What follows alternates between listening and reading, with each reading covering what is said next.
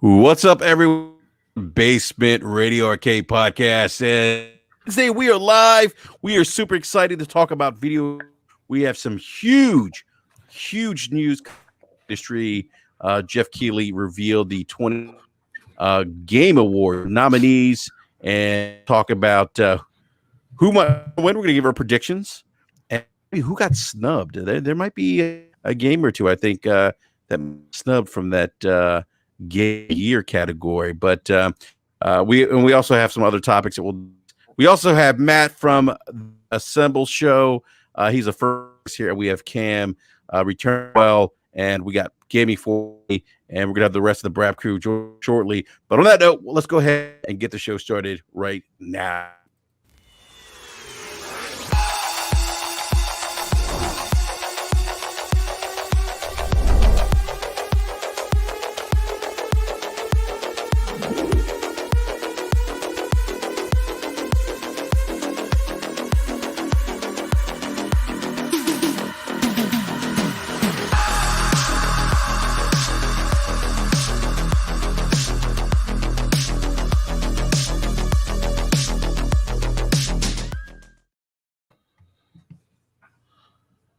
All right, everyone. Apparently, some people in the live chat are saying that I'm botting. Oh, yeah, you are. Yeah. Still botting now? Oh, yeah, a little bit. Oh. All right, figure it out. Hopefully it clear. It's something that clears up here. 1 sec here. It's called that internet connection, man. I'm gonna need you to get off that. No, man, I got. I need you to get off that Sprint network. Yeah, right. All right, is it still botting pretty bad? It seems better than it was. Yeah, I don't know. Stop talking. You can't tell. Yeah, what's going on? We'll figure it out. Yeah, there was someone saying BRAP is botting. All right, we'll figure it out. Hopefully it's up. Could be, who knows what it. Anyhow, welcome back to BRAP, everyone. Excited for today's show. We have a first-time guest. And by the way, just so the viewing audience know, go to the description section here. You can check out this gentleman's YouTube channel of Matt from the Assemble Show. Matt, welcome to BRAP. I'm guest. Glad that you could make it today and let everyone know about your chat. And please, everyone, check. Give him the BRAP welcome. Well, thanks for having me, guys. I'm really excited to be here. I appreciate you guys having me on the show. For my channel, it's youtube.com/assemble show. And if you head over there, you're going to find probably a slew of different content. But most recently, it's been really just games, and doing everything from just conversations with the community regarding, next gen, now current gen games, the consoles, really what's coming down the pipe, and kind of going in depth a little bit about like on the business side of, what's been going on in the industry and scratching that itch a little bit more. We also do, I say we, but it's a one-man show over here, but we're doing do figure and statue reviews as well. And it's really just kind of all the nerdy stuff that we love all in one pot, one mess. And that's really it. Yeah, no, that's and I mentioned earlier that you put in your show, the production value are fantastic, by the way. Thanks. Seriously.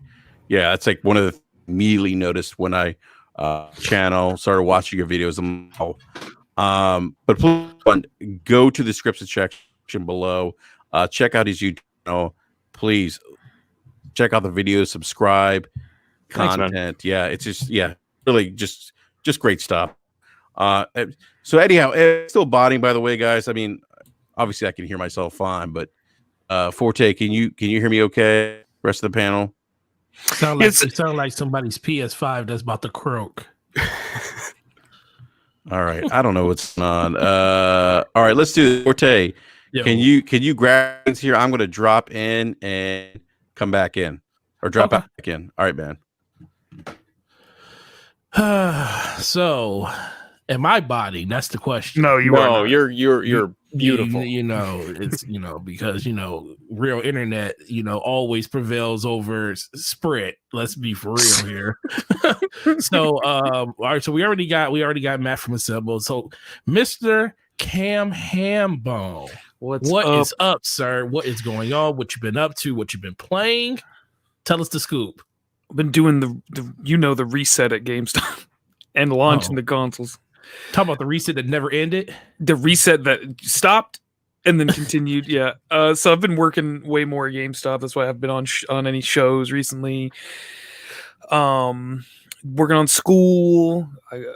This is hopefully going to be one of my last semesters until I transfer to the state college of my dreams. Everyone has the state college. That's what everyone looks forward to. No, I'm just kidding. But otherwise, I got my Series X by the grace of a friend who had an extra pre-order. I've been playing Yakuza Like a Dragon mostly, which I can say is not like a fantastic next-gen showpiece, but it's a fun game. It's a real good game. For next-gen stuff, I would say I'm really checking out like the patches for things. So I've been playing a lot of Borderlands 3. I checked out Chief Collection today. The two things on those games I've noticed is like the FOV slider. That's really cool, especially in Halo, where like if you've ever played Halo 3, that FOV is like as narrow as it possibly could be. Yeah. And I just think, and it's like now it's good. Now I can set it to like 110 or whatever the max is they allow you to go to. But I think that's good for game preservation too. Putting like PC style video game settings into console games is going to be good down the road when we're on like the PS6 or 7 or 8 or whatever it is, when you'll be able to have more options to, move things around and make it look how you want and perform how you want on a console. I think that's going to be cool. I wanted to ask you too, like, do you find that with the current slate again, and it's going to change over time, obviously, but like with having that little bit of choice like PC players have, because I've been a pure console player forever, but being able to jump into like Miles Morales and having the options between performance and fidelity, does that bother you? Are you glad that you have that, at least have the option there? Like I would have thought for me that a game like that should have come with 60 frames if they could make it happen, because when you switch it's amazing. So I think it's just like a preference thing, right? Like some people, you'll see people talk about liking the filmic look that a 30 frames per second cap gives to a video game, and some people just want that smooth, like very like responsive 60 frames per second. I like having the option personally because I'm always going to play something on like a high frame rate mode because I'm one of those people who likes it to be as responsive as possible. But just turning on the like true 2160p mode on Yakuza Like a Dragon and seeing like how the gravel on the street like it has really good lighting on it, and like all the like you can see the particle effects in the air when you hit somebody like in higher definition, like that's cool to do. But I will always probably stick with the high frame rate mode, but I think giving the option is good, and hopefully doesn't overwhelm only console players. I feel like a lot of people just won't like look for it. I kind of thought the same thing. I don't know what you Forte. I was like, I think that the average gamer, like we go in and we look for it. Or we already know it's there or it's not there. Exactly. But I think that the average, I'm thinking of like the family going for Christmas, grabbing a console maybe, and they have no idea what performance mode Miles Morales is going to be. They're just going to turn on the game and play Call of Duty, and that's the end of the day. So I don't even think they're really going to be hunting for it. But it reminds me of and get wrecked by somebody. And wonder why. It reminds me of BioShock 1 had the uncapped frame rate mode on 360, and I just found that messing around. I was like, I really like this game. What are all these options? I was like, what's a frame rate? And I turned that off, and I was like, whoa, this just looks, it's just tearing everywhere. This is cool, though. But I think for most people, if they do end up finding it, it's going to be like, man, I'm getting wrecked on Black Ops Cold War, and someone's gonna go, you need to turn your FOV up. And they're like, what's that? And then they do it, and then they see all the other like graphics quality modes and stuff like that. Like,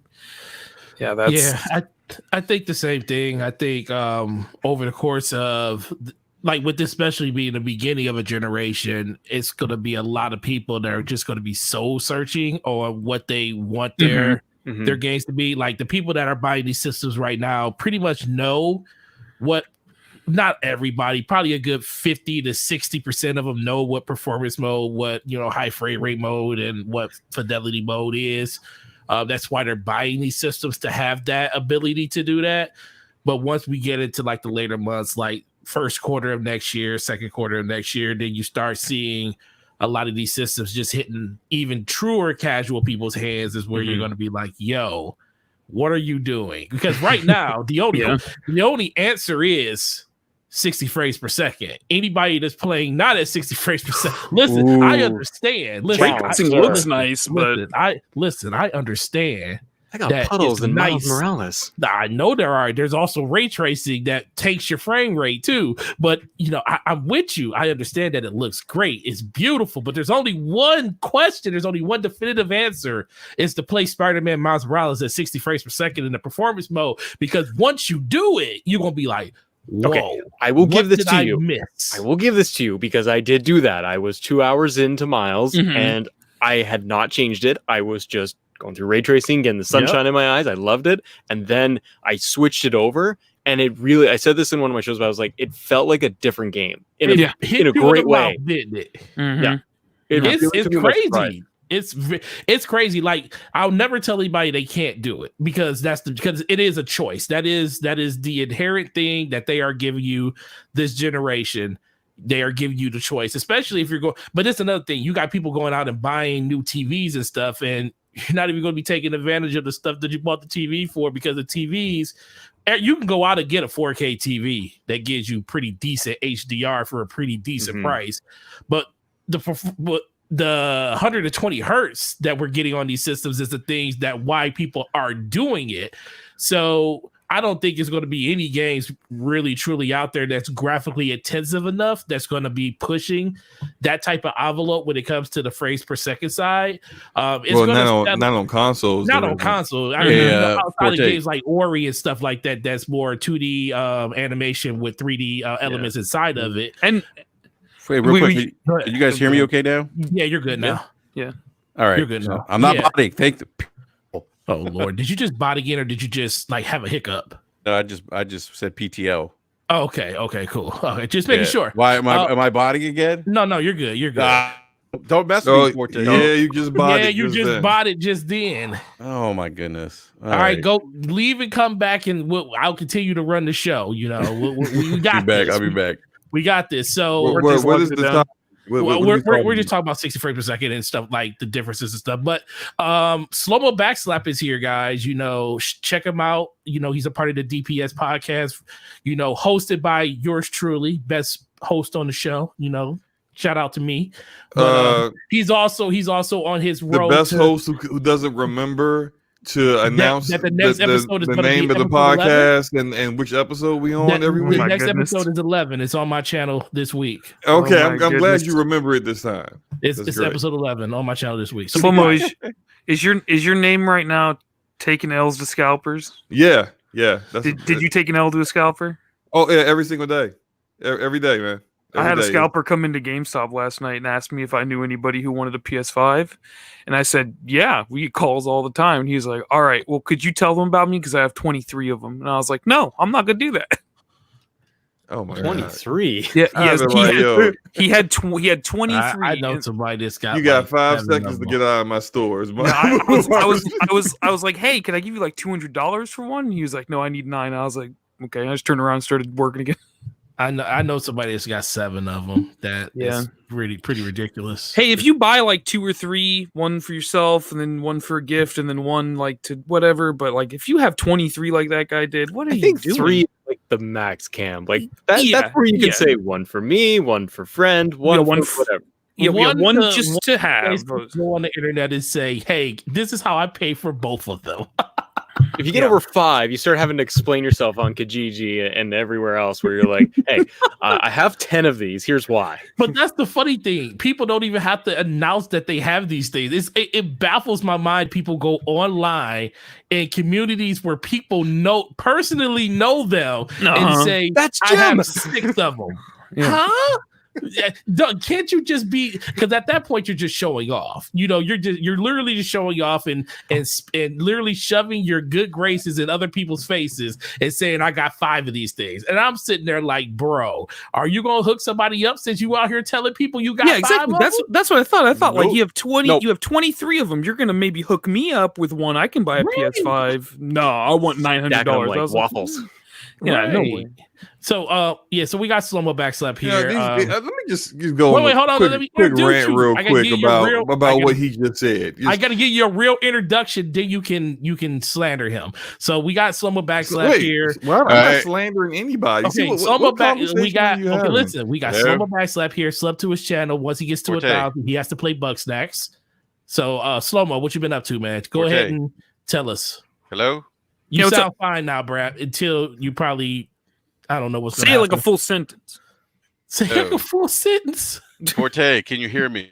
I do hear you. We all Testing. hear you, Enrique. Is Slow-Mo playing Bugsnax? That's what I want to know. All I know is Gregor basically I'm not just at said that. 1,000 subs yet. Like, look. First, let me say, I got 2 things to say now. First Go. thing, get out the way.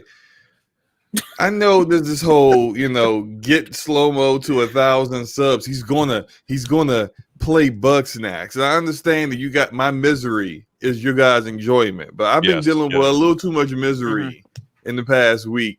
Yeah. Can y'all, I mean, like, I appreciate people subbing to my channel. Sub to my channel, you like my content. Don't sub to the channel to see me like break Play down on stream and rage out over this ridiculous game. That game is but actually look, pretty cool, slow-mo. whatever, I don't care. It's a And- fry. and I dog. really don't- It's a fry and a spider. Come on. Shout out to Marty Bison with the $2.99 super chat. Shout out to the best host, Slow-Mo Backslap. You know yeah, what? hey, As Hey, much as I okay. talk drunk, Slow-Mo is a better host than me. I just exist in his world. Wow. Slow-Mo, you get I'm 1,000 glad you subs? admitted that. It is at 9:22 p.m. on 11/18 where he said that. I just need to know what when I clip it later, and then you try to say some other stuff. A little while from now. I It can is just not bring the this time up. for that, sir. You are my- hurting right now. You Look, are not I just enjoying let me what's just going say. on the last couple of weeks. So I got to give you Look, everything. let me just say this my week, piece man. on scalpers. Go ahead. And they Oh may boy. this may rile them up, and good. I hope you get riled up. I hope your feelings are hurt about this. People who do stuff like this are broke. They broke people who look at ways to hustle like this because they don't know anything else. They don't have any skills. Mhm. They bought their bots that they use to scalp. They Mhm. didn't make them themselves because they don't have any talent or any skills at doing anything. So this is why they have to scalp to make ends meet, because otherwise, what else are they going to do? Well, Mhm. Slow, you can't say They that don't they're have a truly- skill set. You can't They- say they're broke, Slow-Mo. It does take a sizable investment to buy his video. Yeah. No, Yeah, it they takes all having a have credit card. It takes Slow. having a credit card, and then you max out the credit card, Oh, and boy. then you go sell everything for triple what you paid Yeah. for. So you're and then only you trying make to money. make like $3,000, really? Like that's what you're trying to do. Yeah, It's like a that- lot of work. Yeah, Yeah, this- it really I does. don't know, man. People making more than 3,000. They out Yeah, there you- killing it, bro. You go on eBay, those consoles are going anywhere from $1,000 to $1,500, and so Don't give in to the scalpers. Don't. do yeah, it. don't Just wait. Just be patient. Your PS4 Pro loves you. Spend some time with it. Well, It's the you final also months. got to. You also got to think like this Final too, and months. I don't want to blame it, and I don't want to blame this all on scalpers. Scalpers are the main problem, Mhm. but there are legit people out here right now that bought these systems and wanted them, but they're seeing how much they're going for and they're selling them. Yeah. Because Hmm. I have people every day ask me like, bro, how much you want for your PlayStation? I'm like, if you give me $1,200, I will box this thing up and give it right back to you.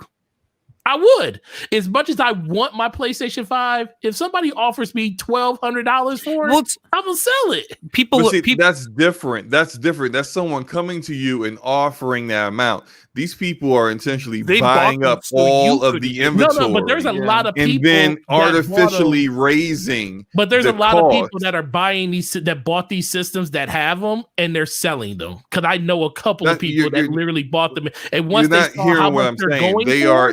There's a difference between someone coming to you and initiating a transaction where they're going to intentionally buy your already used PlayStation 5 for more than what you paid for it. No, that's I agree with different than people using a particular piece of software that they didn't make, that they purchased to buy up all the inventory and then artificially raise the prices. But what about in order the to people, make a profit? But what about the people that literally bought these systems to have the system and want the system, but they see how much they're going for online and just say, bro, if I can sell it for that price, I'm just going to sell it. I'll get another one. I'll wait. I don't even know anyone that's I doing know that. people like that. Someone who actually said, yes, I already got a PS5. That have the I'm gonna system sell already. it, and then I'm gonna go try and get another. I have not heard. I know a couple of people. A couple of people. What I know from working at GameStop is that people want it because it's the holidays. And here's a fun anecdote for the show. There was a store lead in the district I'm in at GameStop, and she came through and told us a story about how a guy called and said, "You have PS5s?" And she said, "No, we don't have any PS5s." And he went, "Hold on, let me call my son in the room and tell him why he's gonna have a ruined Christmas." And he can tell you that. And he called the son in the room and put him on the phone. And she went, "Hi, little Billy, we don't have PlayStation 5s." And the kid started crying. Oh, I want that phone call. This is why people are paying $1,200. Let me speak to your child. I still Mom think and these dad people who are giving it. There are three issues didn't here. buy a bot. Sorry. There are three issues here. The main issue is that it's just not enough inventory. No, that's the main issue. Nope. There is not enough inventory for people to actually, be able to get what they want, and so that lack of supply creates this system where scalpers end up, making a lot of money. Now, the other part is the scalpers, the cockroaches, as I like to call them, that do stuff like this.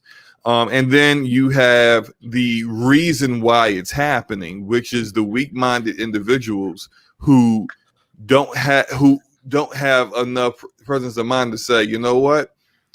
If I and other people don't give in and spend $1,200 for a PlayStation 5, then these people sitting on all this inventory would then drop their prices to try to at least cut even, or they'll stop buying and stop taking up all the inventory whenever there's restocks, because like Walmart is restocking tomorrow.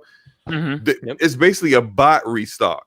It's basically a scalper's restock, because the scalpers are going to take more of that inventory than regular people just trying to get the consoles anyway. So that's all they're really doing. And so it's the people who choose to spend that money that are creating this market environment where the scalpers are eating good and everyone else that doesn't have a PlayStation 5 yet is just frustrated. And Slomo, it's even, I think you're right, and I think it adds to it now where because of COVID, because everything's online, you go into any Walmart, Target, everything is just, there's a little piece of paper that says PS5s, Xbox, order online. And so we can't, you're right. Well, everyone goes, great. And then all the bots will take everything. They take all the inventory, they inflate it. Yeah. We don't have the traditional wait in line in the physical line, grab one console, and the stores are able to dictate that you can physically only take one. Right. Like we can sell you one from this store. And that would normally, minimize scalpers and all of that usually, like to a degree. But I think because we're all online for this round, I think it gets very interesting where you do start seeing, like, I don't know how many videos and posts I've seen of just guys that are like, yeah, I've got a stack of 5, I've got a stack of 10. Like, yeah, I've seen because everything's online. I particularly love the one guy who did the tweet, and his tweet said, "F your feelings." Oh, I saw that. Yeah. Yeah, PlayStation 5 1100, PlayStation Digital 900. My DMs are open. I And saw then that. people found where he Store your lived. address. Exactly.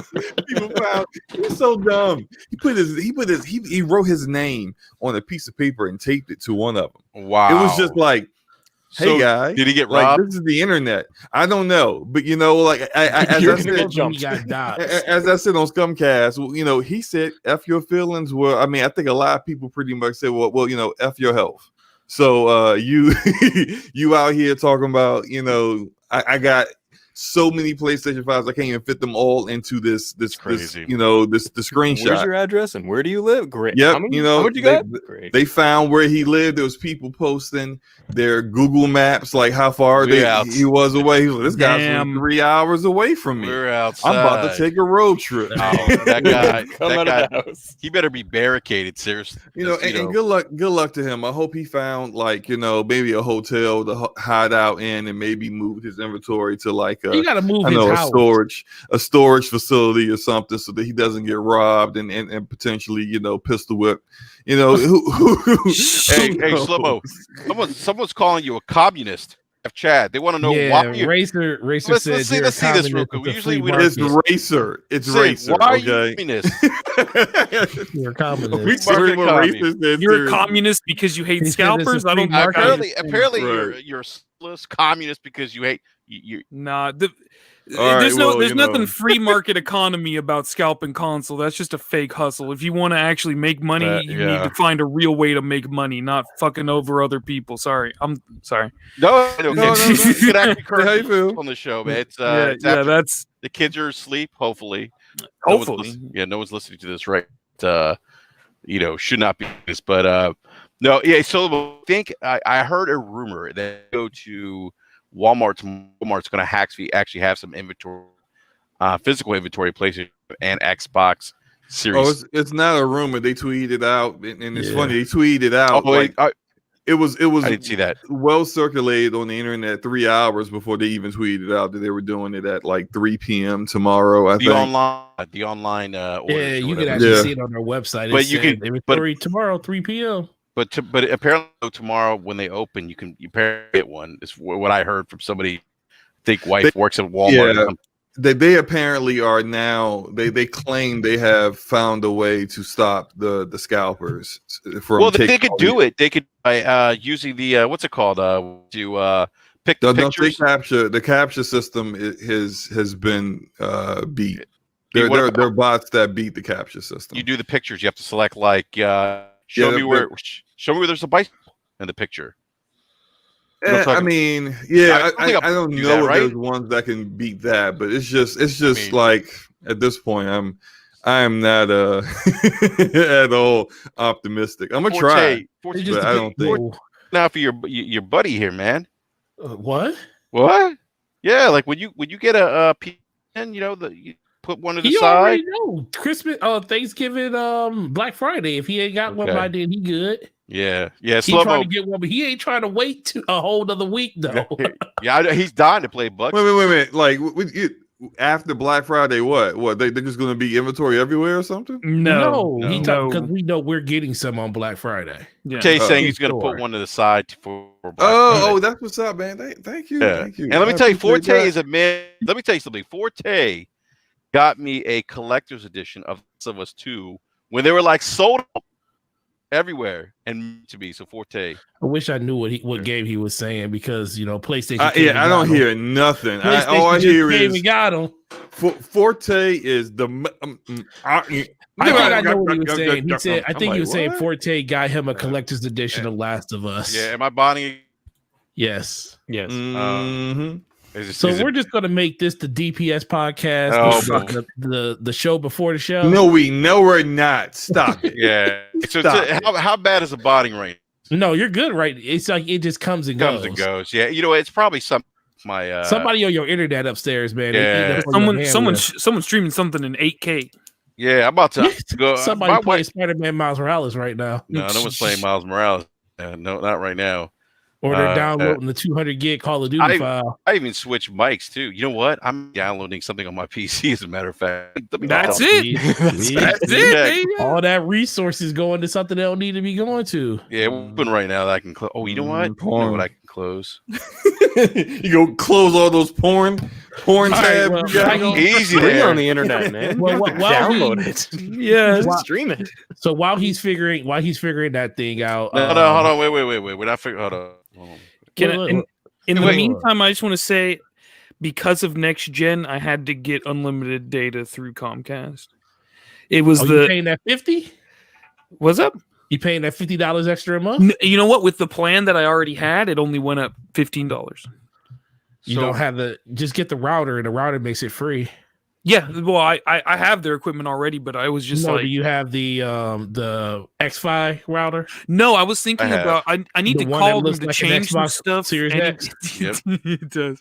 I need to call them to change some stuff again, and I'm thinking about talking to them about how much extra that'd be, because they have like 1,000 megabyte per second to that router. You know what? I might do that, but I got the Xbox the Friday after launch, and by Monday I was at 90% data used. So I was like, forget it. I'm just gonna go. Man, I guess that's one thing I can say I'm happy about is that I've never had to deal with data caps. Like you're blessed. I just be uninstalling and reinstalling stuff. Like, I'll be on my PC just like, I'm not gonna play this anytime, so let me just uninstall. Never mind, change my mind. Okay, I'll just I'm gonna download again. Okay, I'm so wasteful. I don't even realize. Yeah, I'm gonna get back to being problems over here.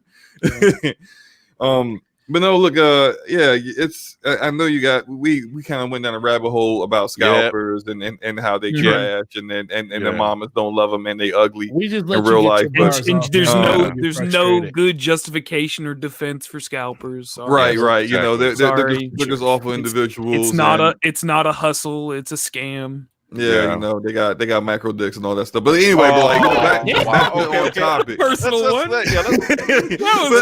Really specific.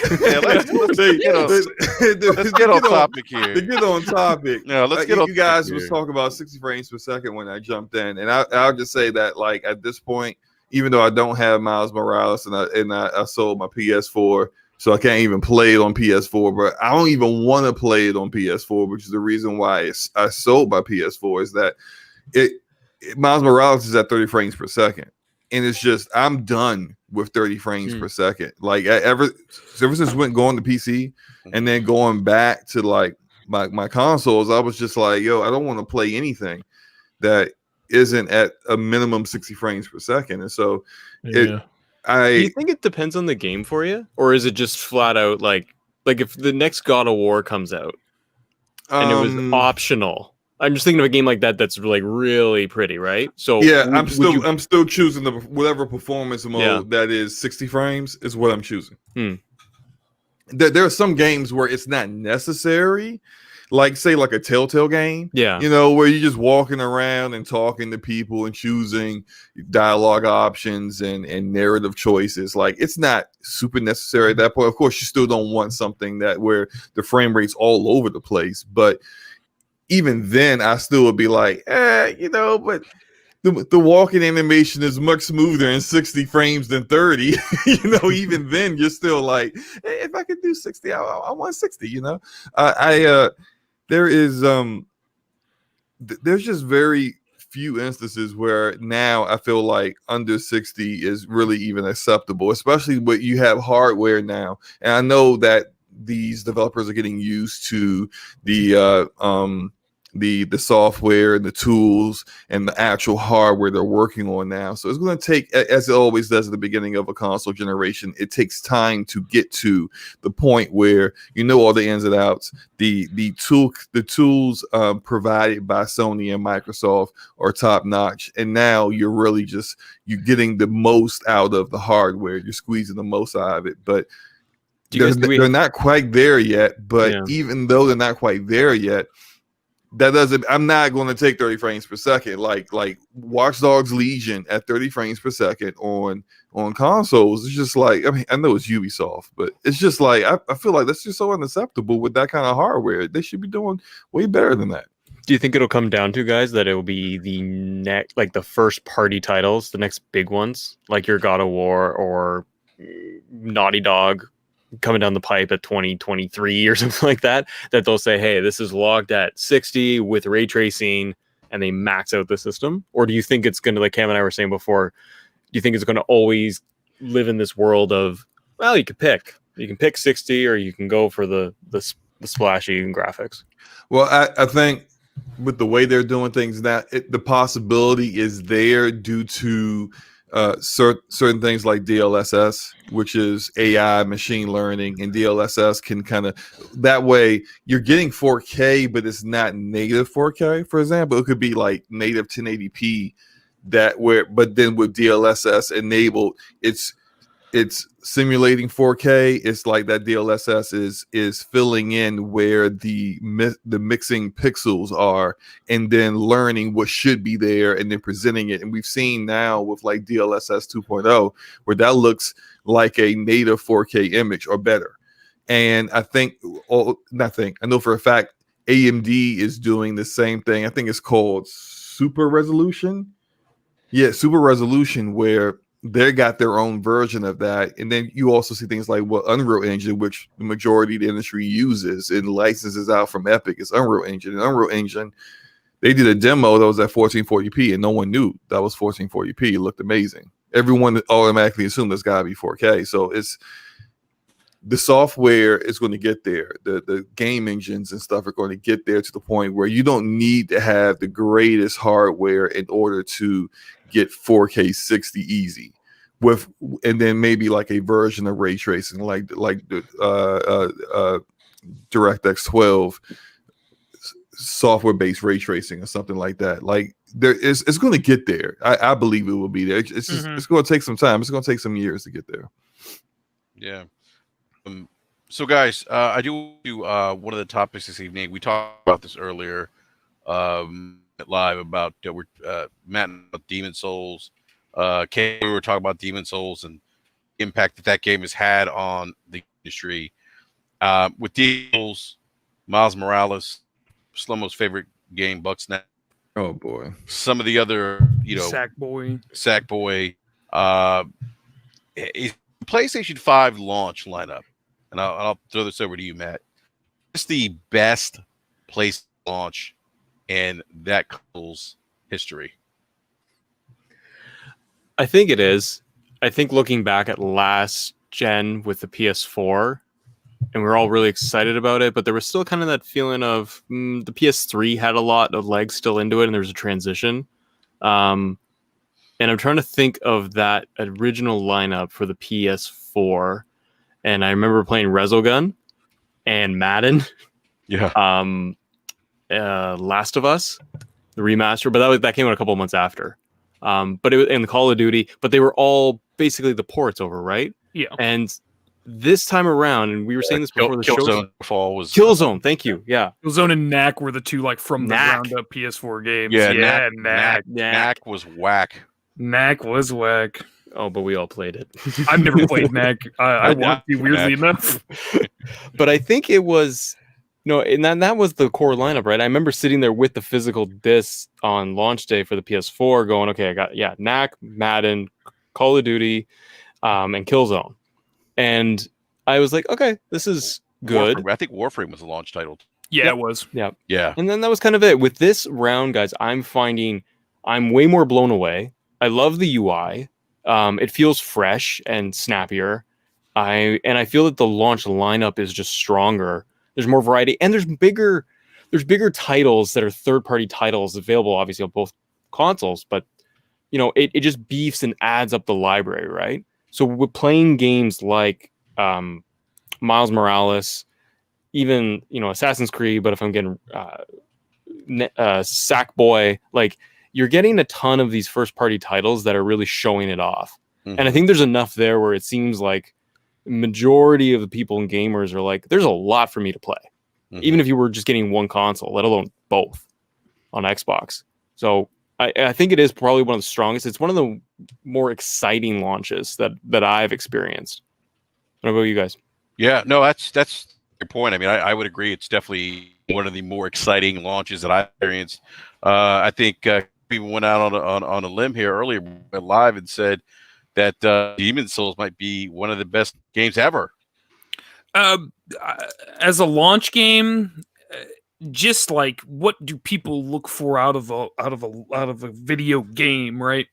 Like they want something that they can dig their teeth into. They want something that's going to have secrets. They want RPG elements, and they want replay value. Demon Souls offers all that. It's a beautiful remake. You know, people have always all summer long they've done the thing of like, oh, it's just a remake, just a remaster, whatever, right? Like that's okay, sure, doesn't matter. It's still exciting. I would say like it's definitely one of the most exciting games ever. But if we're just talking about launch games, there hasn't been one this impactful since like the Switch was 3 years ago, but like launch titles like Demon Souls don't come around that often, so cherish this while you can, because Demon Souls and Breath of the Wild, and then to find another big impactful launch title, you got to go all the way back to 2001 probably with like Combat Evolved. Maybe the Wii, you want to talk about Wii Sports, probably just in general, like the general impact on gaming. Wii Sports was big, but yeah, you don't get launch titles like Demon Souls that often. And enjoy it, right? Because like PS6 might launch with like the PS6 might be as bad as the PS3 launch. So relish in this. Yeah, I'd say they almost feel like this console has of everything or something for everyone. Oh yeah, you have a great platform, and I think it's a great platform in Astrobot, even though it's did a great video. By the way, go to the description section below. Check out the Ensemble show. That's Matt's show. You drop the link in the description below, so please check out. But yeah, did a great video about that on his channel, discussing Astrobot, how it's just more. Yeah, obviously it's a tech demo, right? It's almost more than that. It's actually an enjoyable game. It seems like a love letter to PlayStation, like as a brand, and PlayStation fans as well. Which absolutely. None of the other two platform holders don't really do that kind of stuff. So yeah. I was gonna go to Slow-Mo on PlayStation 5 yet. Slow-Mo, I fade one soon. I hope so. It'll be great, to stop looking for a PlayStation finally. But Slow-Mo, you're not a Souls fan though, right? No, I wasn't going to play that game anyway. I get the appeal to it. Yeah, it just does. It's not really my jam, but I do. Not your jam. Yeah, I do. I'm really happy for everyone that likes the Souls games and are really, really excited and really enjoying this one, because it seems like it's really high quality. I saw the Metacritic score was like 92, and so many people. I've yet to see anyone in the community or just anyone in general that has played the game and said, "Yeah, it ain't that good." I haven't seen anyone say that so far, which is, I mean, with some of the wild takes we get in this community, that's an amazing achievement. Oh, yo, facts, the wild takes later on, by the way, to the Game Awards. It's gonna be fun. Point Slum, I'll say too is like I can't remember a PlayStation launch with a franchise like with kind of visibility and popularity that Spider-Man has, right? Yeah, like they've had that. That they have. That's a lot of star power right there, if you think about it. Yeah. Forte, what are your thoughts, man? Do you think this is the best PlayStation launch in history?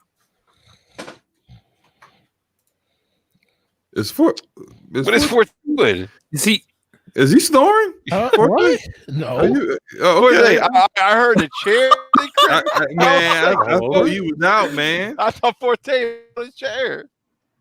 You fall asleep? Forte, you good, man? Yeah, I'm very good. Are you sure? No, I think he fell asleep. I'm having an argument. I'm having an argument with Erica on her Twitch page because she voted for something that I utterly don't believe in. So basically, what you're saying is you're not paying attention to this. No, I'm conversation listening to you. whatsoever. I mean, it don't sound like it. Because I'm doesn't. arguing. Are wait. you serious right now? I'm not Are you, trying to are argue you with really you. gonna I'm act just- like you never had an argument with somebody on Twitter while you in the middle of a podcast? I asked. No, did no, I, I don't. I I asked stay him a focused, question. man. I asked him a question. He didn't even respond. Because he wasn't paying attention. I was paying attention. You said, "Was I snoring?" And I said, "No." No. Before that, Oh, I didn't hear Matt, that. welcome to BRAP again, brother. All we heard was Yeah.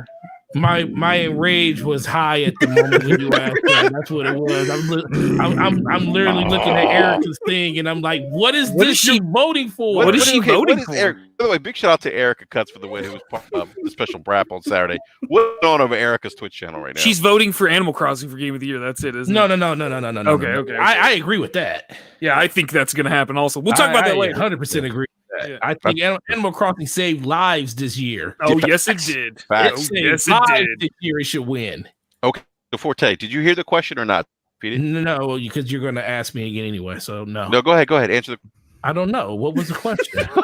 God. oh my gosh. He was not paying. You He say you wasn't. weren't paying attention, man. That's all you gotta say, man. No. What was the question? I said, what was the okay. question? It's okay if you were napping. Like, Yeah, That's you're all right, I right, wasn't man. You fell napping. I asleep. was yelling You at fell somebody asleep. else. Why would you were yell you at somebody? That's not very nice. Yeah. Yelling sound like snoring. That's like a different kind of yell. Okay. I don't understand how that works. We're not Do I mad. sound like a person that has just been asleep? You Or sound you very did when angry you about first it. Yeah. woke up. You You do. did. Forte sounds like Bowser. Bowser when no words. I sound like someone who will fall asleep on the podcast. Literally, everyone goes, yes. Yes, you for, do. yes. I have never fallen asleep on the podcast. Hey, by the way, am I botting? I get it. No, but you sound much clearer than Forte snore. I know. All that. right, yeah. You know what I realized, Slimbo? I had my Wi-Fi too, and I have my computer connected to what's a pod at the same time. Could have been some signal in there, if you know what I mean, Slimmo. Are you pocket watching me right now, Peyton? No, I am watching. He's very angry tonight. No, I'm Okay. talking to No, my he's child. What because is she, going? no, because she holding it over my head that she beat Miles Morales yesterday. It was like, Oh, that's how we know who the real gamer in the house is. Yeah, apparently. that's the God gamer. I'm just telling you. I don't know. She put that work She's in. like, I man. told. She did it in 2 days. She said, "Dad, I'm playing Destiny." All right, fourth day. So the question was: Uh-huh. is the PlayStation 5 launch lineup PlayStation history? No. Ooh, Which one okay. is? Yes, enlighten us. I mean, because Spider-Man Miles Morales is a cross-platform game. If you're trying to say Demon Souls, if you're trying to say Demon Souls, if you're trying to say Demon Souls is the best game that's ever come out that was only on that one console, before isn't because I still But that's say not the question. I still say N64 is the best because Mario 64 was No, revolutionary. we're talking about we said, PlayStation. we said PlayStation.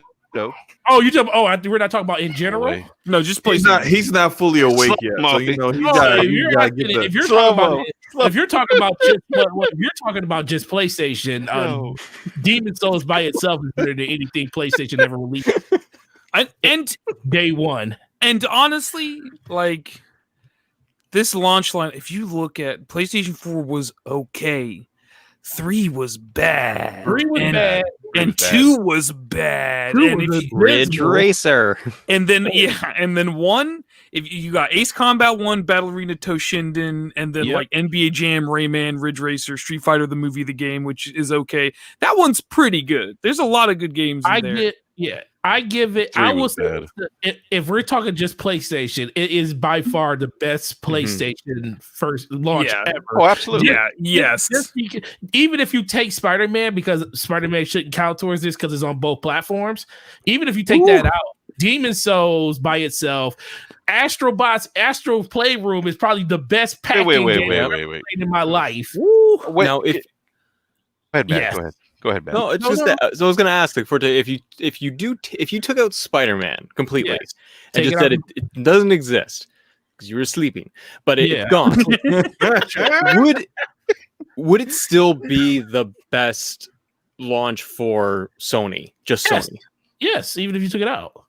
Why? Balls. Because Demon Souls is better than anything. But okay, but I guess Demon Souls by itself is better than anything else that PlayStation has ever released on any other platform. fair. day It one. definitely, it totally is. But I'm looking. Okay, I guess I'm looking at like the general wide audience. that will go and get a new console. What's that game? Astro Playroom by itself. I think Astro and game. Sackboy. In my opinion, and Sackboy. I didn't play Sackboy yet. But Sackboy's on PS4 also. Well, so by your PS4. Spider-Man, then you have to take it out. let me you ask have you- to take Sackboy out too. Okay. That's what I'm saying. And Bugsnax. To me, Astro's Bugsnax wins. Playroom. To me, Astro's Playroom is like if you had to give a mascot to PlayStation, Yep. Astrobot should be it. It's amazing. It's amazing. It is legit. Like I literally put that game in and I was like, oh, this is cool. Get to play with the controller and stuff. But just the music, the atmosphere, the fact that he's waving you on, and like you let him stand still long enough, he waves at you and stuff. And he tells you to, come on, let's go this way. And just the overall feel of the game is just, even though it kind of has a kid atmosphere, it was super enjoyable, bro. Super enjoyable. Best packing game I've ever played. And up to this point, I would say Wii Sports was it. This is better than Wii Sports.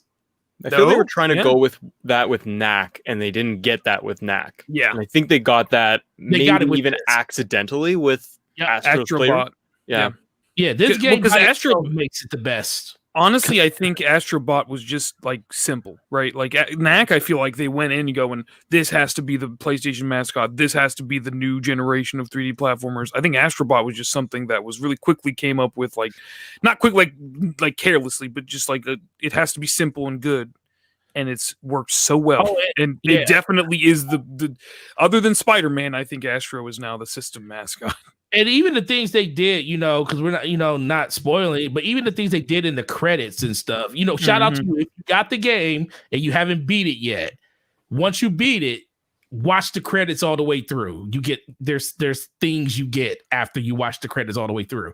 And that was even cool because I'm sitting there like, I'm looking at it like, why am I looking at these credits still? Then it popped up on the screen. I was like, oh, I'm gonna watch these credits all the way through.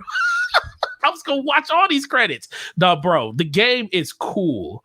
And it doesn't overshadow the fact that, like you said, even if we counted Spider-Man and stuff like that, it still doesn't. That game it stands on its own 2 feet. Because I feel like of all of the launch games on PlayStation, that is probably the 3rd best game on the platform. If you put it behind Spider-Man and Demon's Souls, it's literally the 3rd one because Godfall, I don't know what the hell that is.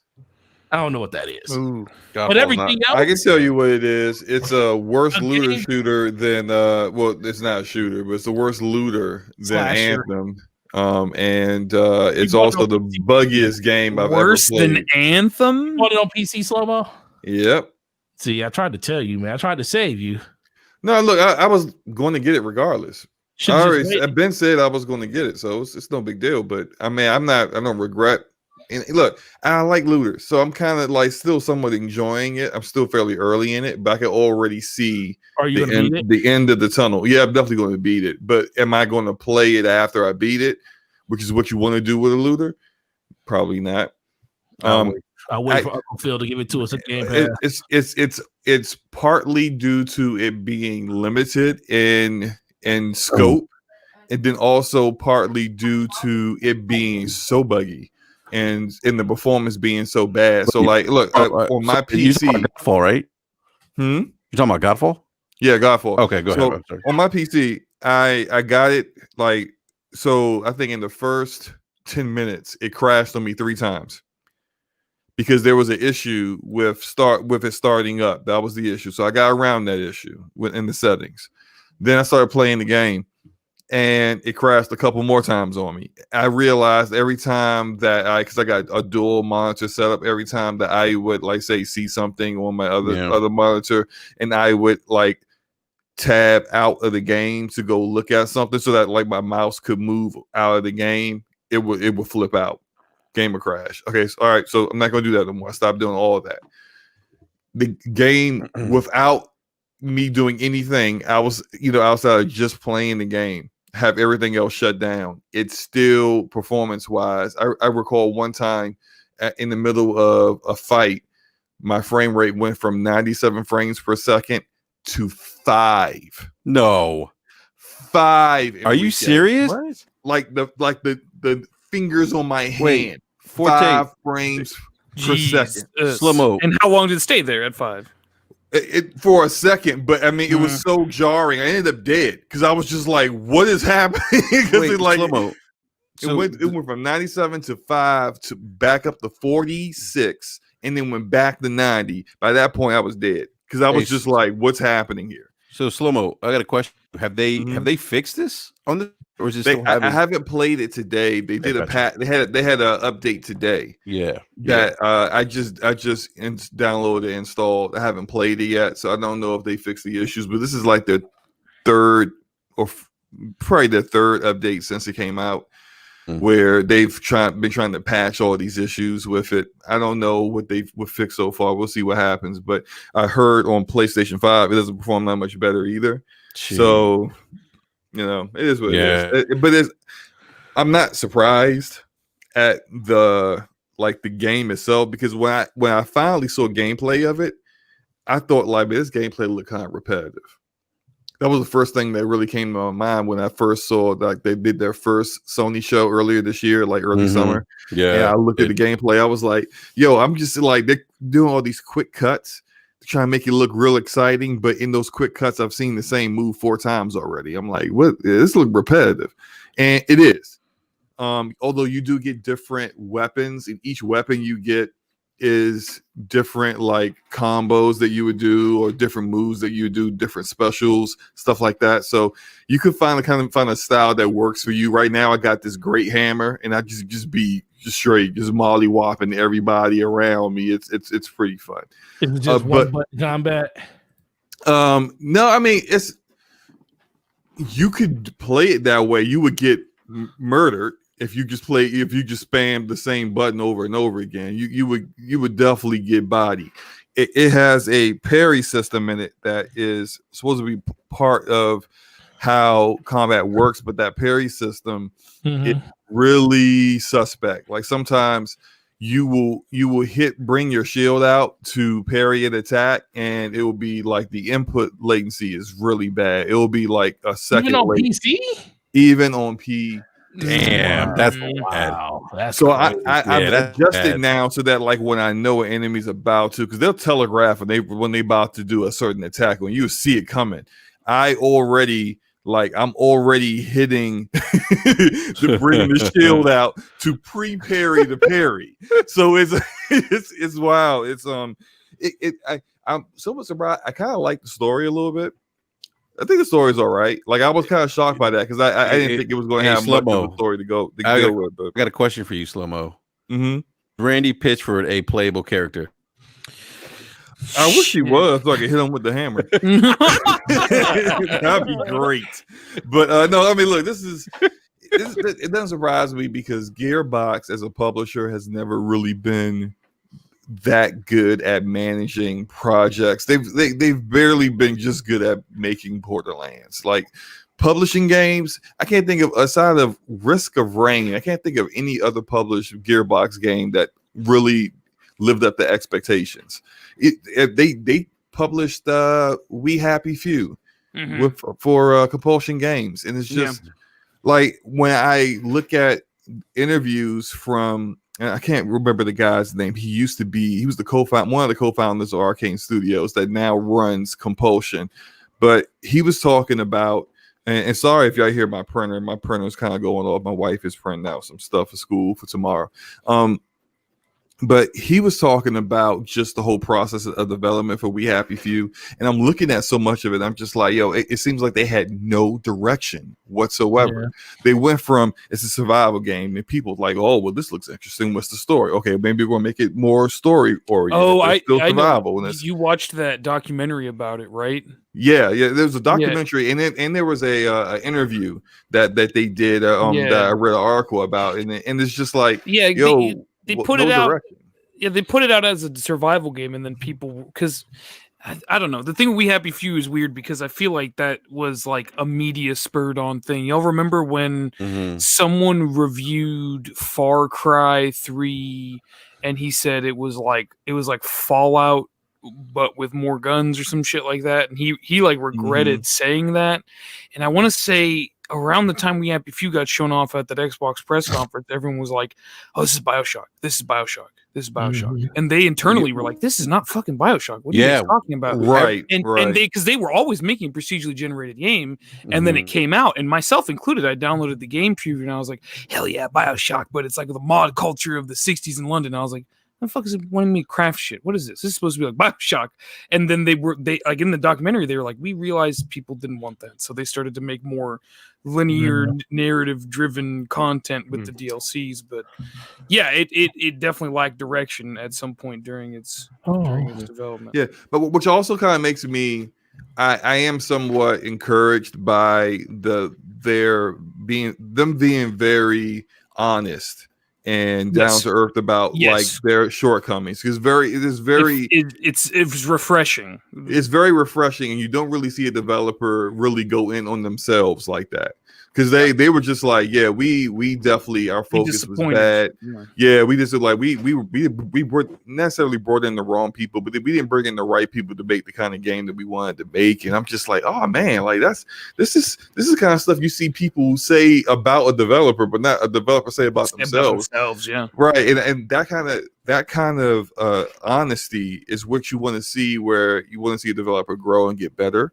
And there's no way you're going to get better if you're not being honest about what your shortcomings are. And they were super honest and was like, yeah, next game, we know what we're looking for. We know what we're trying to do. It's they already, from what we know, is using Unreal Engine as a third person perspective, narrative driven game. So, I mean, no one think this is Uncharted or something. Exactly.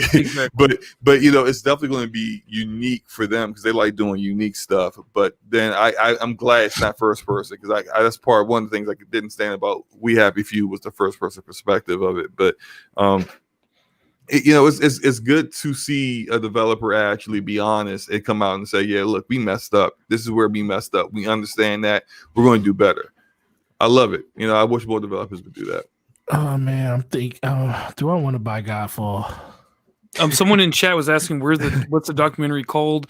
You can go to the Compulsion Games YouTube channel. It's on there. It's maybe like 40 minutes, 50 minutes. I don't remember what it's called, but it's just on their YouTube page. It is on their YouTube page. Definitely, it's very interesting. Good watch. Yeah, definitely good watch. Real quick, guys, just on a sidebar, there was, if you saw it on Twitter a lot, some people choose with the PlayStation 5, and Sony did a firmware update. I believe it was yesterday. Yep. Yes, sounds like that's taking care of some of the issues on the play side, but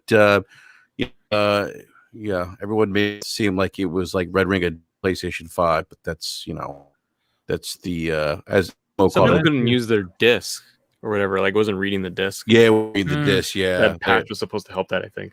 Yeah, it did. I saw it say, "Oh, my game works now." I remember who it was on Twitter, but they're like, "Oh, my disc works now." So he probably put his disc in backwards. Yeah, it's upside down. Yeah, right. Yeah, so that's something just kind of sidebar to kind of touch upon and see a lot of people talking about it. It did come out. Look, if you get console, I always tell people this: get warranty, get the warranty, get the warranty. You have to. You have. Apparently, I'm botting again. Yes, you are. Yeah. All right. I'm gonna. Now. Am I still botting? Yes. Oh God. All right. All right. I'm just gonna shut up. Hold on a sec, guys. I'm just gonna shut up. So, what's going on? So the question. Go ahead for a second. Go ahead. No. So the question is why he's doing that. Then we're a weekend. Everybody that has these next gen consoles, even people that's on PC, has the bill. For the people that do have at least one of the consoles, has the wait been worth it when it comes to what you've been experiencing on the consoles that you have? Yes. It's not like the difference between going from a Super Nintendo to a PlayStation. It's not the difference between going from an Xbox to an Xbox 360, but there are like feature sets in the Series X that make it feel like a leap, like a big jump to something new. Like I hadn't played Yakuza in like 3-4 days, and I clicked Yakuza and it was right where I left off, and I was like, okay, that's That's cool. And then I played Yakuza for maybe 2 hours, and I was like, I want to play some Storm Island. I want to play, or Fortune Island. I want to play Forza Horizon 4. And I was just sitting in a car that I was already in. Quick resume is a little spotty, but like when it works, it's incredible. And the SSD in the like I haven't used the DualSense yet, but like I know everyone says that's the next gen thing. I'm excited to eventually get my hands on one, but like SSDs in a console are gonna be, that's way more important than any 4K, 8K sticker you could slap on the side of a console box. Like being able to load into video games that fast feels, it's nuts. Like when I'm playing Yakuza, I can't respond to texts. I can't read. Yeah. I can't read the hints on the loading screens. I get like 2 words in and it's gone. Right? Cam, like, I'm the same way. It's insane. With the Series X, that's what I noticed too, is that there isn't this giant leap in terms of graphical like enhancements. Mm-hmm. It's there, but it's not mind blowing where you are going from a Nintendo and up. It's being able to, like, I played Assassin's Creed on Series X and I came back the next morning, powered on from like sleep mode, and just clicked it on my home screen, and I was right back in within, I think, 4 seconds. And I was playing and moving and going. And you make a good point. It's eliminated, because I can jump between games.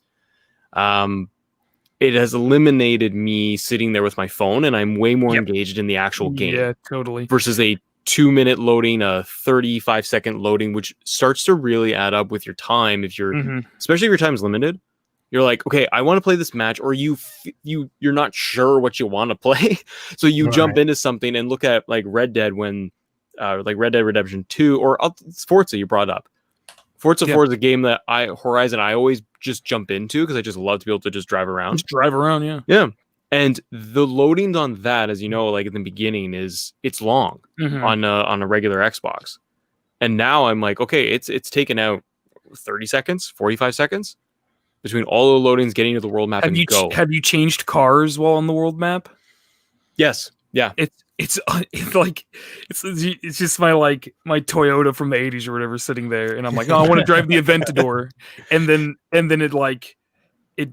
it's just instant. It does like the weird like Forza like the video package stuff, and it's like just there's so much less of it than you would ever see before. There's no loading screen. It doesn't show you all the vistas. It's just the screen pops up for a millisecond and then disappears, and the Aventador's there. Like, I know this is stuff that people have experienced with these games before on a PC, but it's still just like, it's nuts. It's nuts that it's here and I can just use it on my console. I'm thoroughly impressed, honestly. Like, and the DualSense, I don't know what you guys think too, but like the DualSense, I think, is that, Cam, where that is the difference maker on PlayStation right now. Yeah. Playing Astro and experiencing that, as small as that is, that little tech demo, that's what it's there for.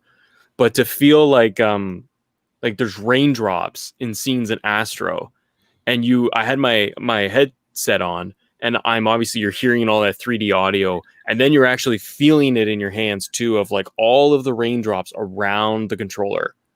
It takes incredible. The experience up into a different level, and it's a small thing. So I'm excited to see when developers take advantage of that, and they actually really try to draw you. Because I think that is when they were talking about the PlayStation 5 launch and discussing 3D audio, and I'm like, why are you guys spending so much time on audio? Like, it seemed odd. Where I'm like, you're really, really trying to drive this home as the big thing, and that with the DualSense, I'm noticing. I'm like, okay, I can see where they can go with this. It's going to be interesting. But what do you guys think? What's working for you?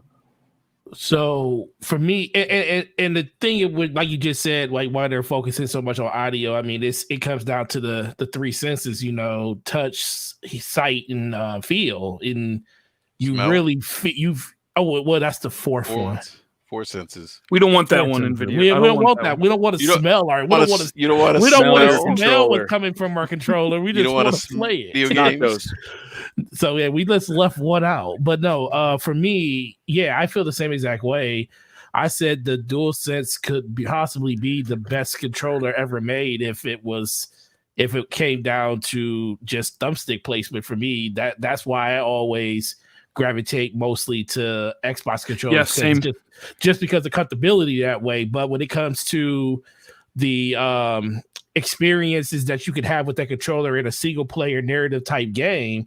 I mean, even in multiplayer, if you really like that type of layout for your controller, it's literally game changing. Nobody really knew exactly how this controller was going to impact the sense of playing and feeling in a game until you actually have it in your hands. I think especially like we always go back to it, but the tech demo with Astro, like when you're jumping across the platforms and the clouds are blowing you feel the wind coming from one side of the controller across it. You feel rumble on one side of the controller more than you feel it on the other side. I was like, what is going on with the controller? This controller is crazy, bro. Yeah. But it's game changing. I mean, just like you guys said, there is no inherent difference, I believe, in the platforms themselves until you get to that controller. When you get to that controller, it enhances. Like, do I think the audio is that much better on PlayStation on PlayStation it is on Xbox? No, I don't think it's that much better. But when you couple it with that controller, it heightens everything else in the game. So it feels like everything over there is just like, yo, this is another experience, even if you are having the same experience that you would have on another system playing probably the same exact game. So the controller is literally the difference. And shout out to Code. They were talking about this the other day. They were talking about how Sony actually is letting patents on PC go so they can actually try to make this controller and this feature set a standard on PC. And if they can get mass adoption of this type of gameplay, not gameplay, but this type of feature on PC, then you'll start seeing this controller and the things that this controller do become more of a mainstay, because the more people that have an opportunity to build their games around it, because they know not just PlayStation people will be able to do it, that's where you'll see everybody start implementing the things that's going to be in this game, in this controller. So that's what I'm hoping for, because I really, truly, this is like how when Rumble became a thing, everybody needed to have Rumble. No system should have this to themselves. This should be the next best thing in gaming when it comes to the way that this controller makes you feel. I wonder, do you think, I didn't mean to interrupt you, sorry. Go ahead. Do you think that, like, Nintendo's halfway there with HD Rumble and the Joy-Cons? Yeah, they're probably like halfway there. And Microsoft really, really, really likes making controllers, right? So, like, do you think maybe at some point they'll come up with their own like alternative, and then Nintendo will maybe get there with the next version of the Pro controller, and this will Sony like revolutionize something, and this just becomes the industry standard for like the way Rumble did and the way headset jacks did and things like that? Xbox need to do something, because they're gonna lose so much of their market share on PC platform if they don't. And controllers, because it was like unanimous for the last like decade. Like, why are you using a PlayStation controller? You're using an Xbox controller. Well, everything is standard. Well, yeah, I think everything is standardized across like PC, Xbox. They have the majority when it comes to like peripherals sold across, when it comes to controllers, across two major platforms. Yeah. I So think they'll do it with like an Elite 3. That's what they're saying. They're saying that the patch for the original controllers for the low latency mode is coming out next year. So I think when you see that next version of the Elite controller, that's when you'll probably see something like this. Now, PlayStation has a lot of patents in place too when it comes to this controller, but they did so many things in this controller that can be kind of replicated, because they just took what Nintendo did and enhanced it 10 times. So you can just kind of reverse engineer and then change it. Yeah. I mean, every system needs to have this though. This I hope so. Like just playing Spider-Man and feeling tug on the people. tension. Yeah, it's the crazy. tension in the web. It's literally game. It makes the game. It literally makes the game better than you actually think it is, because of the feel of it. What about you? I mean, BRAP, you're the only other person I know. Slow doesn't have it yet, but what about you? I was going to say spicy take here. Hopefully, I'm not, but I do have a spicy take. To me, the DualSense best controller out there right now. I've been on the side of the, if you will, that has said for the last 20 years since the Microsoft redesigned the Doom out with the controller S.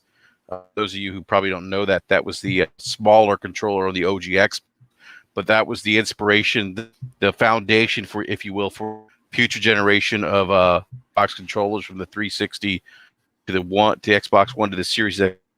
I got to say the DualSense to me, the best controller out there. Weighty controller. I feel like Sony took the best of DualShock, Xbox, kind of combined it together, and added feedback, rumbles, and now with PC support, that's huge. That's huge. Forte, we talked about our developers support this controller. One way you do that is by getting it outside of that console ecosystem. Put it on PC, right? Another way to get more people engaged. Get developers to support this. So yeah, that's how you get it to take off. If they can get that type of support, where they feel like it's not just PlayStation that's benefited from this, but all platforms like PC and everybody can. Once we get that point, then it's over, especially when it comes to that type of feature set. Yep. Great conversation, by the way. I want to Game Awards 20. Trash. I gotta say, I'm glad there's not a Kojima game nominated for Game of the Year, because Game Awards is trash. No, not really. I'm just happy there's not. Animal Crossing don't win, it's trash. I'm just happy there's not a Kojima game that's not Game of the Year. Waves. Yeah, I want to hear people talk about how, first, the amount of conjecture in the gaming community is just on another level. It's crazy. And last year was no different with the Game Awards, with people saying that Jeff Keighley was, biased. It was rigged. Because he's looking out for Kojima. It's just the amount of conspiracy theories that were running wild last year was just out of control. I'm sure you see some more as relates to the games, but we'll probably get a version of that where people who hate The Last of Us Part 2 are going to be saying that it's going to be rigged so that The Last of Us Part 2 wins. And it's some sort of political conspiracy. Well, that game's gonna win a bunch. Usually, when you see a game win that in that many categories, it's not going to win Game of the Year. That has typically been the case. Yeah, that has been the case. That has been every single time. Like, remember back when Red Dead 2 was winning everything, and people was like, "Well, it's going to win Game of the Year," but it lost to God of War. And then was it last year? Oh yeah. What was it that was winning a whole bunch of categories? Was it Death Stranding? Death Stranding won like 4 awards, and then Sekiro won Game of the Year. Right. So if it starts out where The Last of Us Part 2 is winning all of these categories, and it has definitely a legit shot to win a whole lot of those categories, then it probably won't win Game of the Year. But if it starts getting struck out, there's no way The Last of Us Part 2 is going to come out and show without at least one award. What's crazy about The Last of Us is so many people hated that game. Like, vitriol was real for that game when it came out. And to see how many awards is up for just truly lets you know how people that game came out in June. So it kind of lets you know how people just live and forget, or just forgive over the course of 3 or 4 months how they feel about a game, because it's kind of crazy how many awards is up for, contrast to how many people literally felt like that game was a dumpster fire when it came to its story and everything. Yeah, and that's like, people will call it's the disconnect between the media and gamers and things like that, but there was no disconnect. There was a group of loud ass assholes who were mad about some just bullshit in the game that they conflated to be something that wasn't even there, or didn't even exist. I think Glorious War said it right there. That's exactly what they're mad about. They don't even understand why it happened. They don't understand the building blocks that led to the narrative decision making to have these things happen. They're just attaching something to a like some sort of bullshit political campaign online. And then guess what? They played the game and then they were quiet because the game was fun and they liked it because they liked the first one and maybe misunderstood the first one somewhat. But yeah, I think that's just some of them were still were mad at. Oh yeah, totally. But look, at this point, we could talk. I mean, we could talk candidly about the game. It's been out for No spoilers. No spoilers. No spoilers. It came out in what, April? 4K hasn't played it. It still hasn't been a year yet. Forte's not going to play it. Yes. Forte has seen the leak, so he's seen the game before the game released. Yeah, exactly. Someone said the critics praised last. Yeah, it's weird because it was people being mad online about something they wanted to be mad about, no matter where it came from, no matter what piece of media or wherever it came from, and everyone else who was like just sitting back watching them, going, "This game's good. Shut the hell up!" Like, yeah. Right. Well, let me go down the Game of the Year nominees here. Let's see. We have Doom Eternal. Yep. Fantasy VII Remake. Ghost of Tsushima, Hades, Animal Crossing, New Horizons, and The Last of Us Part 2.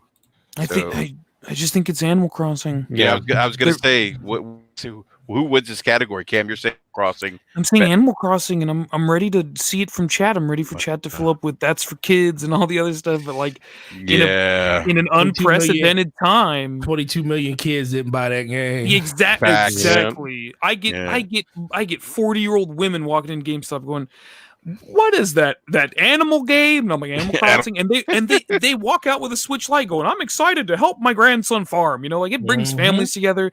It brought the world together when we needed it. Like you guys are saying, that game saved lives. Like, it's sold so many damn copies. What is it, like 24 million copies? Like, and it's longevity of it too, right, Cam? Yeah, exactly. People are going to be playing New Horizons in 2 years, 3 years, 5 years, 10 years. People are still going to be playing this game. And like, Last of Us is fantastic. I love Doom Eternal. Ghost of Tsushima, I haven't played it yet. I'm sure it's great, but like the impact that Animal Crossing has made on everybody, not just people who play video games, not just the gaming industry, everybody. Would you say, Cam, it's almost a cultural phenomenon in some ways? Yeah, and it's crazy that it's like the 5th game in the franchise that did it. Here's why Animal Crossing is not going to. This is slow-mo slander. Okay.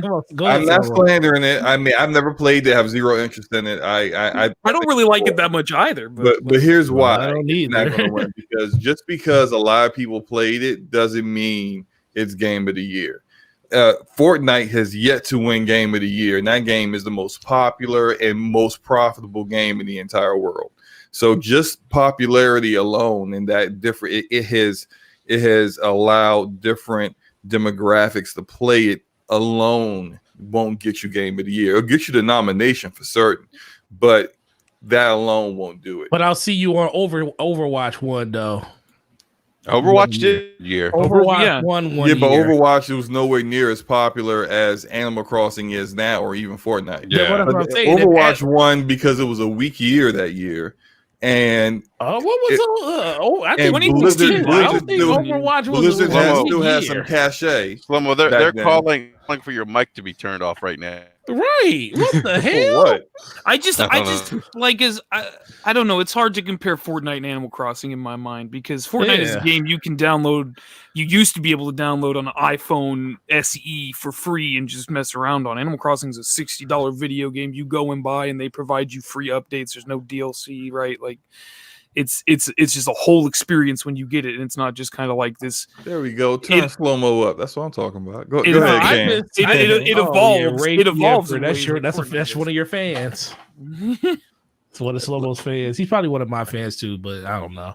But no, but for me, Rafe is the homie. Stop it. Yeah, Rafe is the homie. But no, to me, it just comes down to that game does so many different things. It literally teaches you logistics. It teaches you how to manage. It teaches you. Any grown RTS adult. game can teach you that. There's Yeah, nothing but not groundbreaking. any- The only but difference not here is any that Nintendo did But it. not RTS any is on- RTS game No, can sell no, 22 no. I am million sick and copies. tired. Y'all acting like every time Nintendo jumps on something that other developers have been doing for years.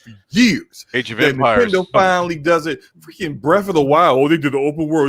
I've never But they seen open did it. world They like this. did it Everyone better does than open anybody world. else did. No, they didn't. They it's- just did it, it's and not it had only- Link it's in not- it, and you just love it. It's not SimCity. only that they do it better than other people, because I don't agree with that. I don't think they do it better than everyone else does it.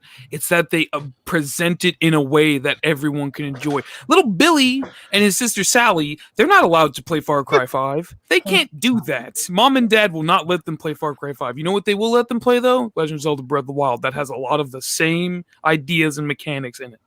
It's presentable to a wider Cam, audience. It's got Souls ID there. Mm-hmm. Segregation. Ooh, Souls. I mean, things that. Yeah, I mean, you're right. It borrowed from franchise that, like you said, Little Jimmy or Johnny wouldn't be allowed to touch. But no, look. I want to say The Last of Us Part 2, but I could see Animal Crossing taking it because of the impact it's had culturally, especially during this weird year. But I want to go to our special guest, Matt. Time guest, Matt. What do you think, man? Who's with here for game? Who do you think's gonna win? So scared of slow mo. I'm gonna leave you alone, man. I'm gonna leave you alone. Just speak your mind. I ain't gonna say a word over here. I'm actually gonna mute myself. Then he goes on mute, and then he's just like, "Mother." Yeah. I'm literally have the Game Awards site open, and I'm looking at them going, I lean towards Animal Crossing and Last of Us, but I don't feel I love The Last of Us Part 2, but I feel like you guys, it's going to win a lot of categories, but it's not going to take home everything. And I've played Ghosts. I haven't beaten it. I've played Doom Eternal and I enjoy it. But they're not games that I feel like are consistently coming back to or standing out long term. And if I break it down even closer for me, Animal Crossing or Last of Us, I had that story. You have the moment with it, and it's a book, it's a movie, and I'm like, okay, I'm done. And I haven't gone back to it. I didn't platinum it. I didn't go through it again. I played it once and I had my fill of that story, and I loved it. But I felt like I just ended that book. And so when something like Animal Crossing comes around, like you guys are pointing out, it's longevity. We can argue, and slow mo is like, I'm gonna poke him through the microphone right now because every other game has done this, and I'm like, yeah, we've had like Mario, and Mario should win everything if that's the thinking of like, well, side-scrolling platformer, XYZ. Animal Crossing has all of these components of all these games, but I think because big culturally speaking, I think it's come out at a time when people had nothing to do and nothing to play and needed an outlet, and they grabbed onto something like that. Mm-hmm. And I think people still talk about it and still grab it. And yeah, grandma and grandpa or mom and dad are still going to GameStop and saying, yeah, give me Animal Crossing. Let me try it out. And you're like, I wouldn't be surprised if Animal Crossing by the end of this year crosses 30 million. I wouldn't be either. Yeah. Well, guys, My personal game of the year on this list though is Doom Eternal. I 100% of that game. It's so good. It's so damn good. I think the one game on this list that has a chance to really beat it, like Doom Eternal does have a chance because of the type of game it is. Yeah. I think Ghost has a chance not because of the base game, but because they came out with that DLC that surprised people at the end. Right. And that DLC is really great. The people the people that got a chance to, go in and play that DLC that has a vote in all this can really make a difference when it comes to the picking between those two games, because it seems like, and I didn't play it yet, but it seems like a lot of people love that DLC, and that definitely can make that game stand out and put it above other games because it's more of a recent thing. When Ghost came out, that's another thing people got to realize. When a game comes out, you kind of got to think of what is this game going to do to kind of offset what this game did for an entire year, because that's the thing that we always worry about. Sekiro, when it came out so early in the year. That's why a couple people were surprised that it's still one game of the year, but it was so transformative in the type of way that you played that type of game that people was like, yo, this is still better than anything else that came out throughout the year. So Animal Crossing having the longevity that it's had and people still buying that game just on a Switch itself, it's like legit the main reason to own a platform at this point, where Sekiro, especially with it being a PlayStation 4 game going over to PlayStation 5, if people don't latch on to the DLC as a reason to like really own that game and win, that's when that game will have a chance to, I think, to upset some of these other games in the list. But that's the only other game I think that can really truly do it. And no one right here is talking about Final Fantasy VII Remake. Oh, Because that's because because the I full haven't game's spoken not yet. here. Wait, That's because I haven't spoken yet. Yeah, I was gonna say. Oh, before we okay, get go to- ahead. Before we get to this Fantasy, I can't even talk. Final Fantasy VII Remake. Hades. I haven't played Hades, but I've played other Supergiant games, and their games are good. Yeah, I really want to really play good. Hades. Yeah, and I think Hades, yeah. I love, like, we had Greg Casavant on from Supergiant Game BRAP a couple years ago, and they super talented. Was it Transistor, and what's the other game they came out with? Transistor, Pyre, and what was the first one? Bastion. Bastion. Bastion, yeah. Pyre's the game out of those that I've played that I didn't it, but I didn't like I it think as that's much. how most people feel about Pyre. They were just like, oh, okay, it's all right. But Bastion and Transistor, I mean, great games, great gameplay. They basically telling y'all no indie game bullshit right now. Stop it. Yeah, well, that's too bad for them. Indie games drive the industry Yeah. sometimes. That's Sorry, true. buddy. That's Sorry, They buddy. do, but when it comes to game of the year, they have zero shot. They Nah, are there to Isn't- look like you're isn't that a really shame, going to though? give them a shot. Isn't that is. yeah, that's Some It of is. I think they deserve to have a legit shot, but this is how I'm gonna tell you how game of the year really is, and this Okay. is really out of the 6 titles on this list, and I think all 6 of them deserve to be there. Mhm. Only 2 of them really have a real shot. That's With game of the year, what they do is that they don't want anything that's polarizing to win. They don't like all the wins are usually safe bets where people say, all right, well, ever since Overwatch, but most of the time it's like Overwatch out. it's like Everything with the exception of Overwatch. yeah, every most of the time it's like, okay, I can see that. Like Sekiro, when Sekiro won, people weren't like, what, Sekiro? They was like, oh yeah, okay, I can see that. The only 2 games on this list that really can get that consideration is Ghost of Tsushima and Doom Eternal. Those are the only 2. But hold on, they're never going to let an indie win. There's always an indie nominee, like the best indie that came out that year. They always have one come in. Hey, Celeste, come on over. You did great this year. Let's nominate you, but you know what this is. This is your hurrah. the token okay? indie game. Yeah, you're the token. That's it. Wow. They're the token. That's token indie game. yeah, that And it's not sad. false, Yeah. it's true. There's always one token indie game. This year it's Didn't Hades. they just have an indie game of the year category then? Maybe like Yeah, and maybe Hades is in that. They should be. If it is in that, it's going to win it. Best indie. Yeah, it is in that. It's going to win. It's going to win. It's going up against. It has some Carry stiff On and stuff, competition yeah. with Fall Guys. With Fall Guys, is definitely some stiff competition. But Fall Guys is in another one that is probably going to win. But Hades got that. But they're not going to get this. Now, also polarizing games. The Last of Us Part 2, like Death Stranding, would have been polarizing because of how people felt about that game. That game didn't win. This game is not going to win. Last of Us Part 2 is not going to win. They're going to win a whole bunch of other nominations, but not Game of the Year. Final Fantasy VII Remake is my personal Game of the Year, but I know it's not going to win because people have this hang up about remakes and how remakes aren't like quote unquote real games or whatever.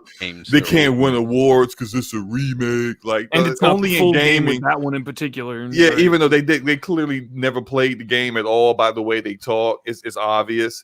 It's like, when people remake movies, they'll never say, "Oh, that game can't win an award because it's a remake of a '60s movie, but it wins awards." It's silly, it's stupid. But due to that kind of sentiment, it's not going to win just because of that. Animal Crossing is not going to win because it's way too niche. These are not. Look, there are some amazing games that come It's out. too niche. Amazing Whoa, games. whoa, He just Hold called on, Animal let me finish. Crossing Let whoa. me finish. Let him go. Let him go. Let me finish. Let him go. Let him go. There are certain kinds of categories that always win Game of the Year. And they always have to do with action, adventure, or shooting. If you don't have any of those in your category, you're not going to win. There have been some amazing games, 90 plus Metacritic games, ain't got any action in it, don't got no adventure in it, you ain't shooting no headshot in nobody, you got no shot of winning. Period. Animal Crossing is not going to win. Because it's not. There's no violence. There's not enough violence in it. You want to put a lunch on that? I think there's Yes, we can do it. Yo, it's not going to win. I'll put a lunch on that too. I'll put a lunch on that. Animal Crossing's winning Game of the Year, man. Animal Crossing is not going to win. It's either Doom Eternal. Doom Eternal. Look, I feel the same way about Doom Eternal as you do about Final Fantasy VII Remake. That game's not going to win Game of the Year. There's no way Doom It doesn't win. It's Ghost of Tsushima for all the reasons that Forte mentioned about how it was a great campaign that people really enjoy, and then they had the audacity to come give you free expansion PvP that no one saw coming, no one expected, and it turned out to be good. How dare they? I might add, and free. That is. I really think Ghost is going to get it. That's the only game I think. That's the only game I think outside of Animal Crossing that will win. Well, I think it'll be Last of Us or Animal Crossing. I don't think the thing about Last of Us. The thing about Last of Us, I think it's not going to win. Just for somebody said it in the chat too, because they put out there that game does. The fact that Ghost gave you a multiplayer. And Last of Us didn't. And Last of Us was talking. They said that multiplayer was coming. And we still. So right now, that game is still kind of incomplete in a lot of people's eyes when it comes to releasing it. Where Ghost literally gave you something that you didn't think was coming. And nobody knew what to expect out of Ghost. Yeah. People didn't know what this really was. And then once they got their hands on it, this is a AAA game. This is crazy. So I kind of think you guys are right. I switched my vote. I'm not switching my vote, but I will. Like I said earlier, I'm standing on the fact that Animal Crossing is going to win Game of the Year. So. I agree. But the only game that will beat it is Ghost, and it's only because of that DLC being announced at the end of the year that nobody saw coming. Yeah, real quick, I want to get here, guys. Rodimus with the $5 says, but to think a Samurai type game will win 2 years ago, I think was put in because it was a favorite. Hades for the win. Hades is a really good game, bro. Hades, I've heard a lot of people say some great things about Hades. Well, that would throw Slow-Mo's argument under the bus if it. All right. Hades is not winning. Let's do a tally. It could be the greatest game in the world. It's an indie. Let's do. It's not going to win. An indie that has one game a year before. Not at Jeff Keighley's events. I don't think so. So let's do it real quick, guys. So we have Slow-Mo, have Final Fantasy VII. Well, no. I said Ghost of Tsushima is going to win. I personally, my personal game of the year is Final Fantasy VII Remake, but that's not going to win because, and for the reason why I said is that people don't feel remakes deserve to win, and therefore it's like Jeff Keighley plays it safe. I know it's voted on, yada yada yada, but the vote always seems to go a certain kind of way. Well, and IGN actually came out that they didn't vote for any nominees. They voted for Half-Life. I'm surprised. I was surprised Half-Life Alex wasn't there. I really was. So I know people. I only bring that up because people are like, "Oh, it's rigged," blah blah blah, and they're not. I'm not saying it's rigged. No, I'm not saying you're. I'm saying other people say that. Yeah. I'm just saying that this all the people who vote, whoever are the voters, they get the majority of the vote because though we can vote, media outlets. Even though we can vote, we only give up I think 10% of the entire thing. Yep. It's funny, they always tend to vote a certain way. and every year, like clockwork, you can say there's going to be a game that's polarizing on the list that was super that everyone talked about, and for a long period of time, sometime during the year, it was all everyone talked about. That's The Last of Us Part 2. Last year, it was Red Dead 2. You know, like it always happens. And then there is not last year. When Red Dead 2 came out, that was the game. Death Stranding was the game last year. Those games always get nominated. There's always the best indie that gets nominated. There's always the Nintendo game that gets nominated. Last year was Super Mario Brothers. Smash Brothers. So And then there's always the actual completely solid. You can't say nothing bad about it. It was just an amazing game, straight up and down. Nintendo won one year. They the world. They won Game of the Year. I forget. It was when Reggie came out. The trophy. The trophy. Breath of the Wild. Breath of the Wild, yeah. Breath of the Wild, yeah. Yeah, it was Breath. It was Breath of the Wild because I remember I was shotgun. I was all in like Odyssey is gonna win, and then Breath of the Wild won, and I was like, no, oh, they had two. They honestly thought it was number 2 on that list. Probably, yeah. Yeah, never mind that. But for me, it just really just comes down. Like, it's real interesting that I wonder what it has. I don't know if it has any bearing on it, but the fact that the last 2 Game of the Year winners have been games that came out early in the year. Like you had Zelda that came out in April of 2018 or 2017. Yeah. Then you had Sekiro. It came out in April, May? Early in the year. Earlier than that. Maybe it was February. It might have been early. It might have been February. Oh yeah, you're right. It was February early that year. It just the fact that it just seems like they kind of lean towards games that still have that type of staying power. Like, I don't even remember Sekiro being talked about as much as it was, but then when you go back and look at it, people were talking about Sekiro throughout the whole freaking year. And that's just the thing that I'm thinking how Animal Crossing is. Like, that game came out literally on the eve of the country getting shut down. Yeah. Half the people couldn't even get the game because pre-orders weren't even being shipped, and they had to like find a way to get this game. And this game still sold 24 million copies. And that doesn't even count digital sales. That just counts physical sales and store. It's kind of crazy. But I just think that when you look at the way that the reception of that game has been, like, people look at it like, yo, that's a kid's game. But dude, that game is more fun than you. I rebuilt 3 islands sitting at work while we were doing at the door services cam. I was literally sitting there for like 5 hours with my Switch playing Animal Crossing, just rebuilding islands over and over and over again. And for no rhyme or reason. But it was just fun. And I think that's what people are going to remember when it comes to picking Game of the Year for this. Do you guys think it's a problem or it was an issue that Jedi Fallen Order was skipped? That's a great it was question. last year, but I did kind of jot that Yeah, it down wasn't for even this. on the ballot last year because it came out so late, right? It's so late, and they didn't bump it for this year, and it's in this weird in between, and it's just not.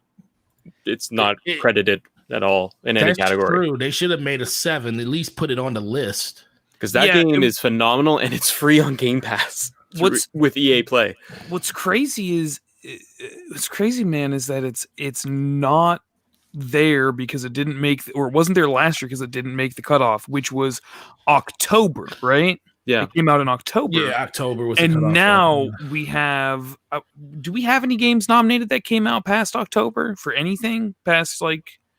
No, it was gonna. They were gonna put Cyberpunk in there, but Cyberpunk got delayed. Yeah, when it got delayed, they moved. And same with Assassin's Creed, and they're not on there. Okay. Yeah. So I just wanted to make. Never mind then. Yeah, that's good. And Miles. So those games are not on the list. So will people forget about Cyberpunk, and will it have a similar treatment that Fallen Order got? You know? Cyberpunk's gonna be Game of the Year next year, as long as they can ship it this year.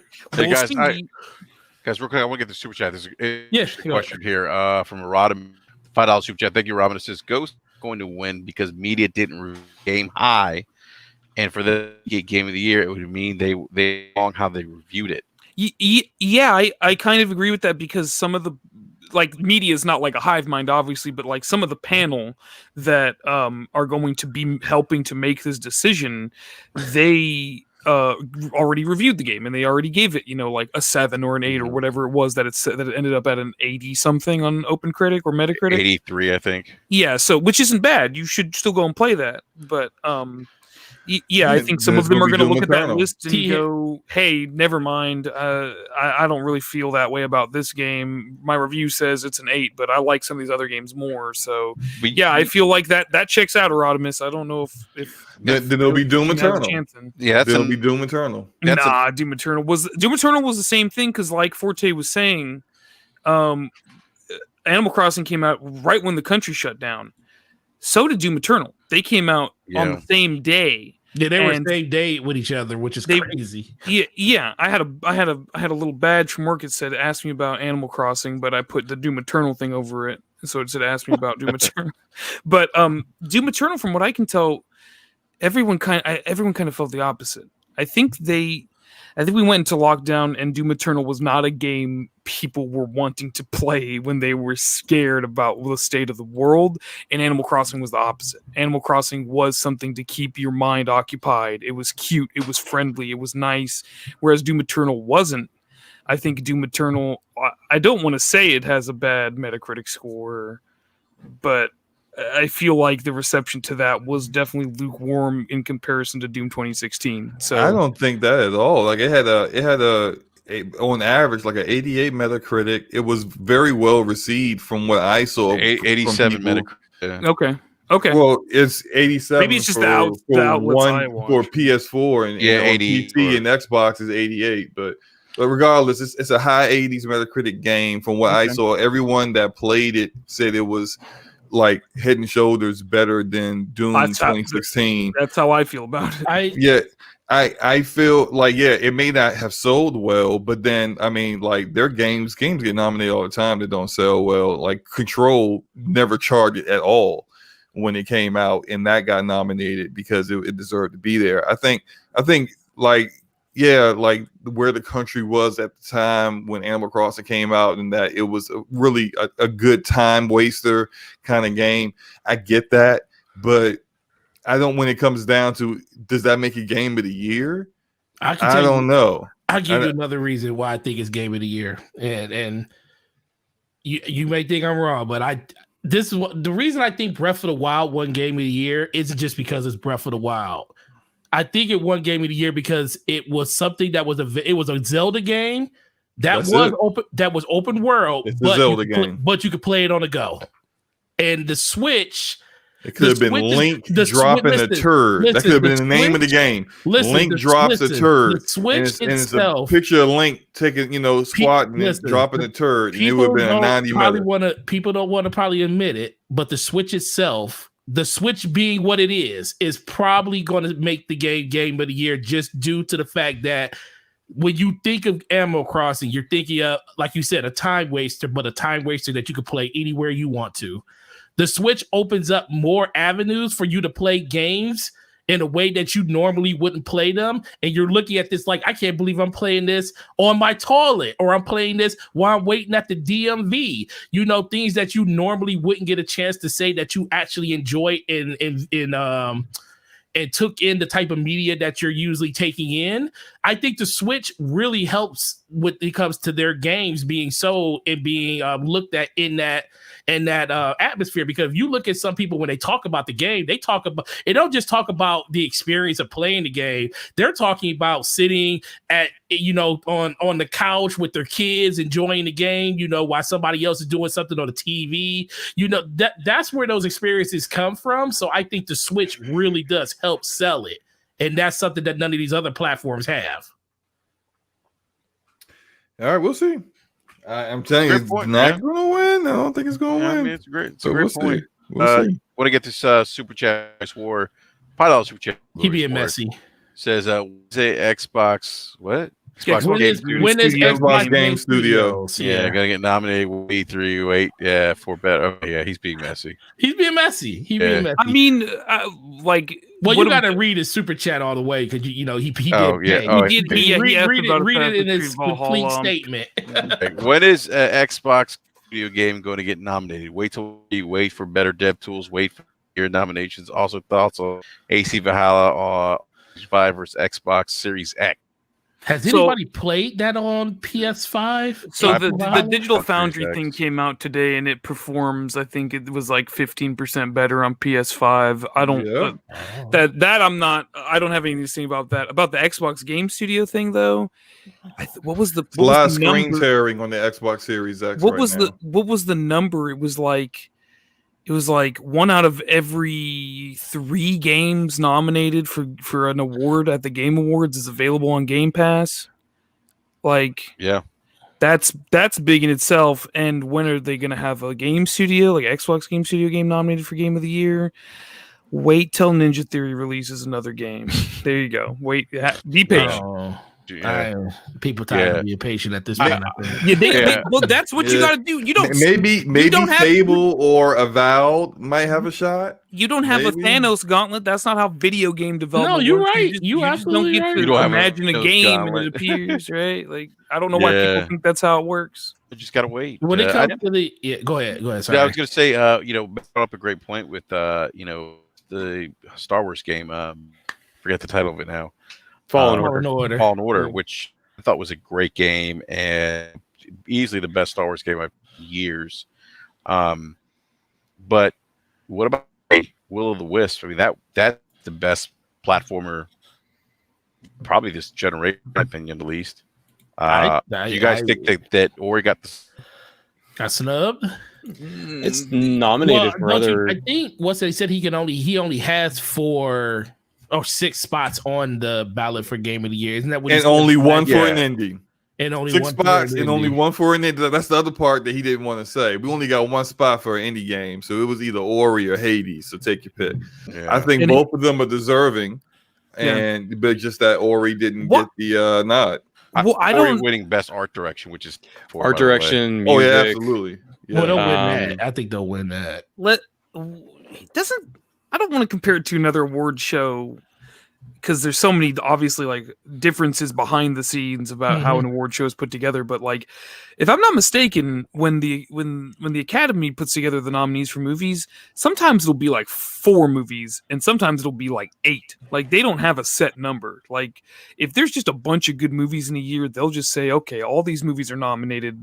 Our people got to pick from one of these. Yeah, they just have They- heavy stipulations on what can be nominated. Yeah, Like, so it has to why be can't- made in certain. Yeah, Maybe it has to do with the logistics of getting people to vote for it online, of like setting that up on like the back end of like a website and things like that, ain't that. to where you can only have 6. But if there's like 9 good video games a year that people are going, this is my game of the year, like just have 9 games nominated. Well, But I don't Final know. Fantasy Yeah. should be up there. Absolutely, and so should It should Ori, be. and so should Animal Crossing and Doom, and all those games that are there. You know, last year I thought that Fire Emblem 3 Houses should have been up there, And- but and But it remember, wasn't. and It- remember yeah. that won the like fan vote thing by like 80% or something. Yeah, it did. It like killed it. Like nothing else had a chance. And it was 3 Houses for sure. Like yeah, because they got snubbed big time. That Oh, game yeah. deserved it. There was no other game that was story loved wise game. Well, the fans, that really they matched it last year. and to Cam's point, the fans that be known yeah. with the voting. It showed like the little progress bars for how it was coming in, and nothing was even close Yeah. to 3 Houses when they did that. 3 Houses is a great game, by the way. I just bought a copy of that, so yeah. It's that the replayability. That is a game that has massive replayability. Like, you choose a house, and you just because you chose that house, the story shifts completely. And even though there's some events that may still be similar, the outcome is always different. And even then, like, say you complete the game, but depending on who was in your house and depending on your relationships and how you built them up could determine completely different endings for Mhm. all of your characters. And then to finish the game and then be like, hey, let me go choose a different house and see how it's Yeah. completely different now. And there is a different story for each house, and then there's one house that has 2 different stories because you get a choice in the middle of it to either betray the house that you're with or to stick with them. It's just like, who else is doing this right now? Yeah. Nobody. It was Part of me- really. Yeah, part of me would have believed me. Part of me believes Fire Emblem would have won last year if it was in there. Yeah, totally. And I can see that. And I think Nintendo, and I think they just saw that. I don't want to, be conspiracy theory, but Jeff Keighley was probably like, "Yeah, we don't want to have a Nintendo game win 2 years in a row." Yeah, there's probably some stuff to think about there, right? Like It wouldn't have been 2 years in a row because God of War won year before. Oh, yeah, that's right. One Yeah. year before that, yeah. I don't know. What won 2018? God of War. God of War. God of War. Yeah, you're right. God of War won 2018. Yeah, it was Breath of the Wild. It was God of War. Breath of the Wild and was then Sekiro. 2017. Then Yeah. God of War, then Sekiro. And then you're right. Sekiro is see, very much because I can't see Sekiro being better than Three Houses. T. No. Harris in the chat, guys, he was making a point earlier too. He said that game being on Game Pass, does it make it better? Like the point he's making is like, that doesn't make a game better if it's like that it comes out on Game Pass, because I think to the value piece. But do you think that plays into it at all? It doesn't make it better. As far as it makes awards go, you mean? Yeah, I guess so. Like, would people give it a couple extra points or deduct it or deduct points away to say like, oh, I don't think so. Yeah, No, I think that's more of a fan thing that games in Game Pass are devalued just because they're in Game Pass. But before they went into Game Pass, those developers worked on those games just as hard as the AAA studios or the other games that aren't in Game Pass worked on their games. The process of development's no different. It's just that one studio chose, hey, we can put our game into Game Pass. We can take that bag up front from Microsoft, put our game in Game Pass for 30, 60, 90 days, whatever, and get some money out of it and also get a little bit more exposure on our game. And the other studio said, nah, we ain't doing that. We're take our chances on the market. So do you think that will actually hurt or help a game like Halo when it comes out? And let's just play that Halo will be great and look better. It's delayed for indefinite, but so I don't think it's going to hurt at all. I think these media sources that do this voting don't consider Game Pass at all. They just consider like what their opinion of that game was, period, and whether it was up to snuff. And unfortunately, right now, nothing that Xbox Game Studios has done has deserved to be in that category. And it's been that way for like a while. Like Gears 5 got some nominations. What was it last year? It got like best action game or best shooter or something. But in terms of Game Pass, like factoring, it can factor in to your ability to play a game, because you see games get nominated. There's maybe 30 games nominated across however many categories, and if you in 2016, if you maybe played like 4 or 5 of the 30 games, but now that you have Game Pass, you've played like 20 of the 30 games, let's say, like that factors in for you. But when you think about like real like media, like IGN, GameSpot, they don't care. They get a code for Spiritfarer and Doom Eternal like weeks before they come out. They're not worried about Game Pass, and they're not thinking about Game Pass when they score those games or vote for them. My point earlier, they didn't pay for any of the games either. Yeah, they didn't pay games in or out of Game Pass. They didn't pay for the play. They got them. They got them because they have to review them. That's their job, right? But my point with Game Pass was like, it's good that there's more on Game Pass. So then when there's games that get nominated, like if Spiritfarer wins something and you go, that game looks cool, you can go play it. Right, like that. I think that's a good thing, but I can't handle the Game Pass fodder thing. Like personally, that's so fucking disrespectful to people who sacrifice their lives, man. They bet their like savings on being able to make this game and make something of their dream, and then to go, man, that's fodder. You can think it's not interesting. You don't gotta call it fodder.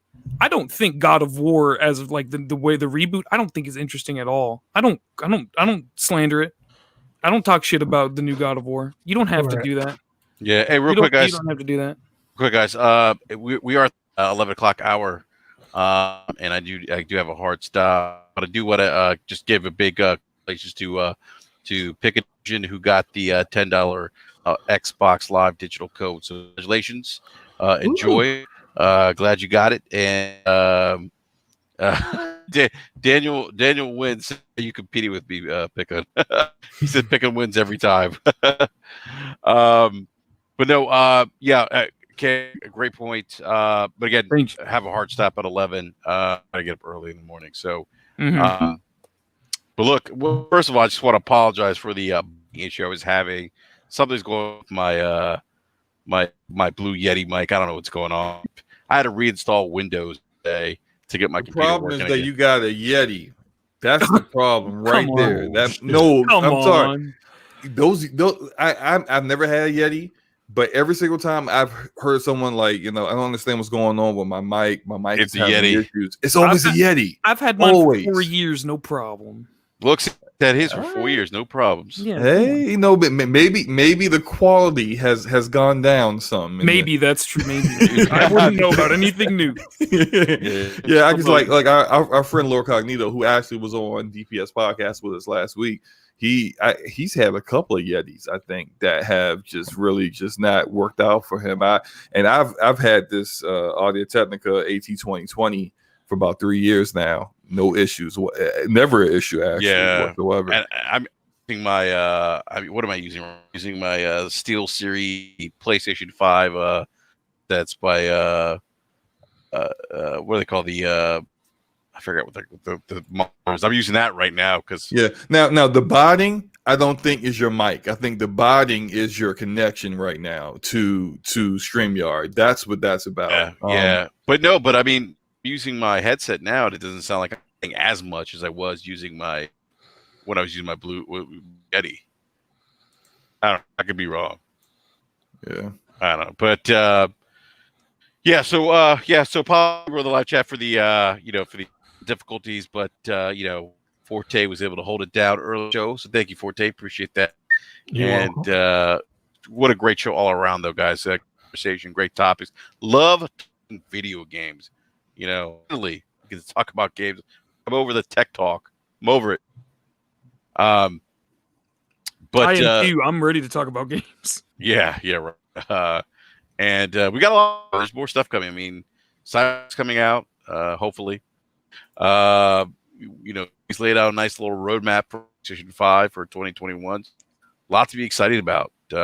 Whatever platform you game on, definitely a lot excited about. But I want to shout out and say thank you to our first-time guest this evening, Matt, the Assemble Show. Matt, great having you on. You could join us today. And I did leave a link in the description below to his YouTube channel. Please check him out. Really puts out really, really solid content for the production values and just great. Super talented. Definitely check him out. Matt, thank you again. Absolutely. Know where they can find you. YouTube.com/Assemble Show. And guys, it's really been great meeting you, talking to you. I had a great time, and I really, really appreciate you having me on the show. It's seriously been a lot of fun and a blast tonight. Absolutely, man. We got to get you back. I got to apologize for the technical difficulties. Definitely would love to have you back, BRAP again. So thank you again. Loved having you on. Appreciate your time. And we have Cam. Always a pleasure, sir. Love your passion for gaming. And just always a great conversation, man. Thank you, man. Yeah, I love coming on here. I wanted to be on here more often over the last couple of weeks, but having console launches and being a GameStop employee is gonna mess with your schedule. But yeah, I had a good time. Anytime I'm free and you'll have me, I'll be here. Absolutely, man. Absolutely. Open invitation for you and Matt on BRAP. So definitely appreciate your time. Cam, let everyone know where they can find you as well. Yeah, just on the screen. I'm on Twitter. My ad is at Cam Hambone. I do a little bit of writing, and I'm a podcast panelist for Tick. You can look up at Tick Games Network on Twitter. Should be doing a show tomorrow at about 7:30 Pacific, so that'd be 10:30 Eastern time. Yep. And I believe I'm going to be on Crossfire this week on Friday. I'm not sure what time that is, but you can go over to Mooch's channel. Check out when Crossfire is. Keep an eye on that. I'll be there on Friday as well. Yep. It's usually 7 p.m. Eastern. 7 p.m. Eastern. Yeah, so 7 p.m. Eastern, 4 p.m. Pacific. So, yeah, thank you for having me on. Thank you, everybody in chat. And it was good. It's good meeting you and talking to you, Matt. It was really you good too, time. sir. Awesome. And then we have the members of the DPS which goes live tomorrow. No, yes, tomorrow at 9 p.m. Eastern. Sorry, days mixed up. 9 p.m. Eastern. We got taking out to scalpers, slow-mo back, slow-mo. Let everyone know they can find you. Well, you could find me stalking PlayStation Direct, waiting for the queue to go live and for them to put me in the back of the queue, even though I've been on the site all day. You can also find me losing the scalpers and bots on the Target and Walmart and Best Buy pages. But outside of that, you can find me on my own YouTube channel, Slow Mo Backslap. I make content. I haven't made a video in almost a week. I need to get on there. I got 2 videos in the pipeline, so watch out for those. But because content on whatever games I like, or it doesn't matter the platform, I just be honest about my opinions on games, and I play a lot of games. So, fortunately, unfortunately, however you want to call it. But also, DPS podcast tomorrow on Forte's channel will be episode number 11. We're going to get into it as usual, so come check us out on that. And yeah, check out these gentlemen and their content. I think Matt, I think I've subscribed to you. I think I saw one of your videos. Thanks, man. I think it was Dizzy who made the suggestion, and I said, all right, yeah, let me check him out. And I was like, yo, this is really good, which is rare because Dizzy is like wrong, like 99.9999999999999% of the time.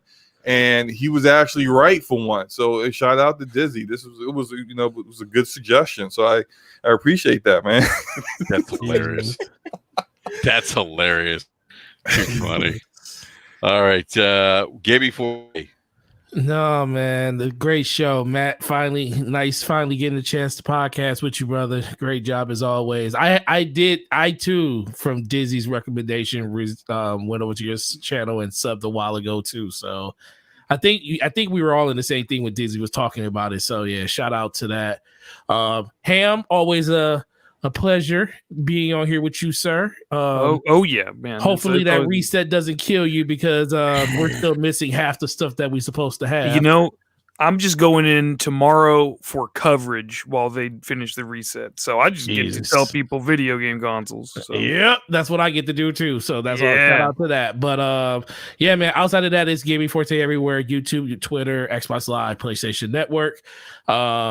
DPS podcast tomorrow night, episode 11 on my channel. Keep a lookout on Twitter and all the different places to know exactly when all that stuff's going to be for the links to the show. Subscribe to my boy Slow Mo. 1,000 subs, we get some bug snacks in his life. Even though I think he'll actually enjoy the game if he actually tries to play it. Doubtful. Doubtful. Okay, he will. I want prognosis is not likely. Yeah, he's gonna like it. Yeah. Crossfire Friday at 7 p.m. Cam's gonna be on board. Oh yeah. A couple other people got on board that Mooch is gonna announce in the next day or so. So make sure you check that out. And Scumcast Saturday at 3 p.m. Central Standard Time with the lovely Ashley Luca. She's been streaming a lot of Demon Souls, so yeah, she's been loving that. Shout out to her, man. Make sure you go over there and give her all your love and blessing, and we will see you guys here next week for another episode of BRAP Podcast. Shout out to E Money and Eric Jackson. They couldn't make it today, so always E Money, B Money, B Money, and E Jack. He said E-Money. Well, it wouldn't be a episode if Hook on Finance was not a part of it. Oh wow. Hey, that's how you make fun of it, because then other people can't make fun of it. Yeah, that's true. You gotta make fun of it. You gotta self-own before someone else owns you. Because Gregor about to do something very, very witty in the chat in a second. Yeah, exactly. Yeah, big shout out to Eric Jackson. You couldn't be with us. Missed those guys, and back next Wednesday, 9 p.m. Eastern time. Again, please check out Matt Temple's show. Link is in the description. Please check out his content. It's really great stuff. So definitely don't want to miss out. And then check out DPS tomorrow, Forte, and check out Cam on Nick as well. On that note, everyone, be safe. Please be safe. And enjoy your thing. And we'll see you guys next week. Peace.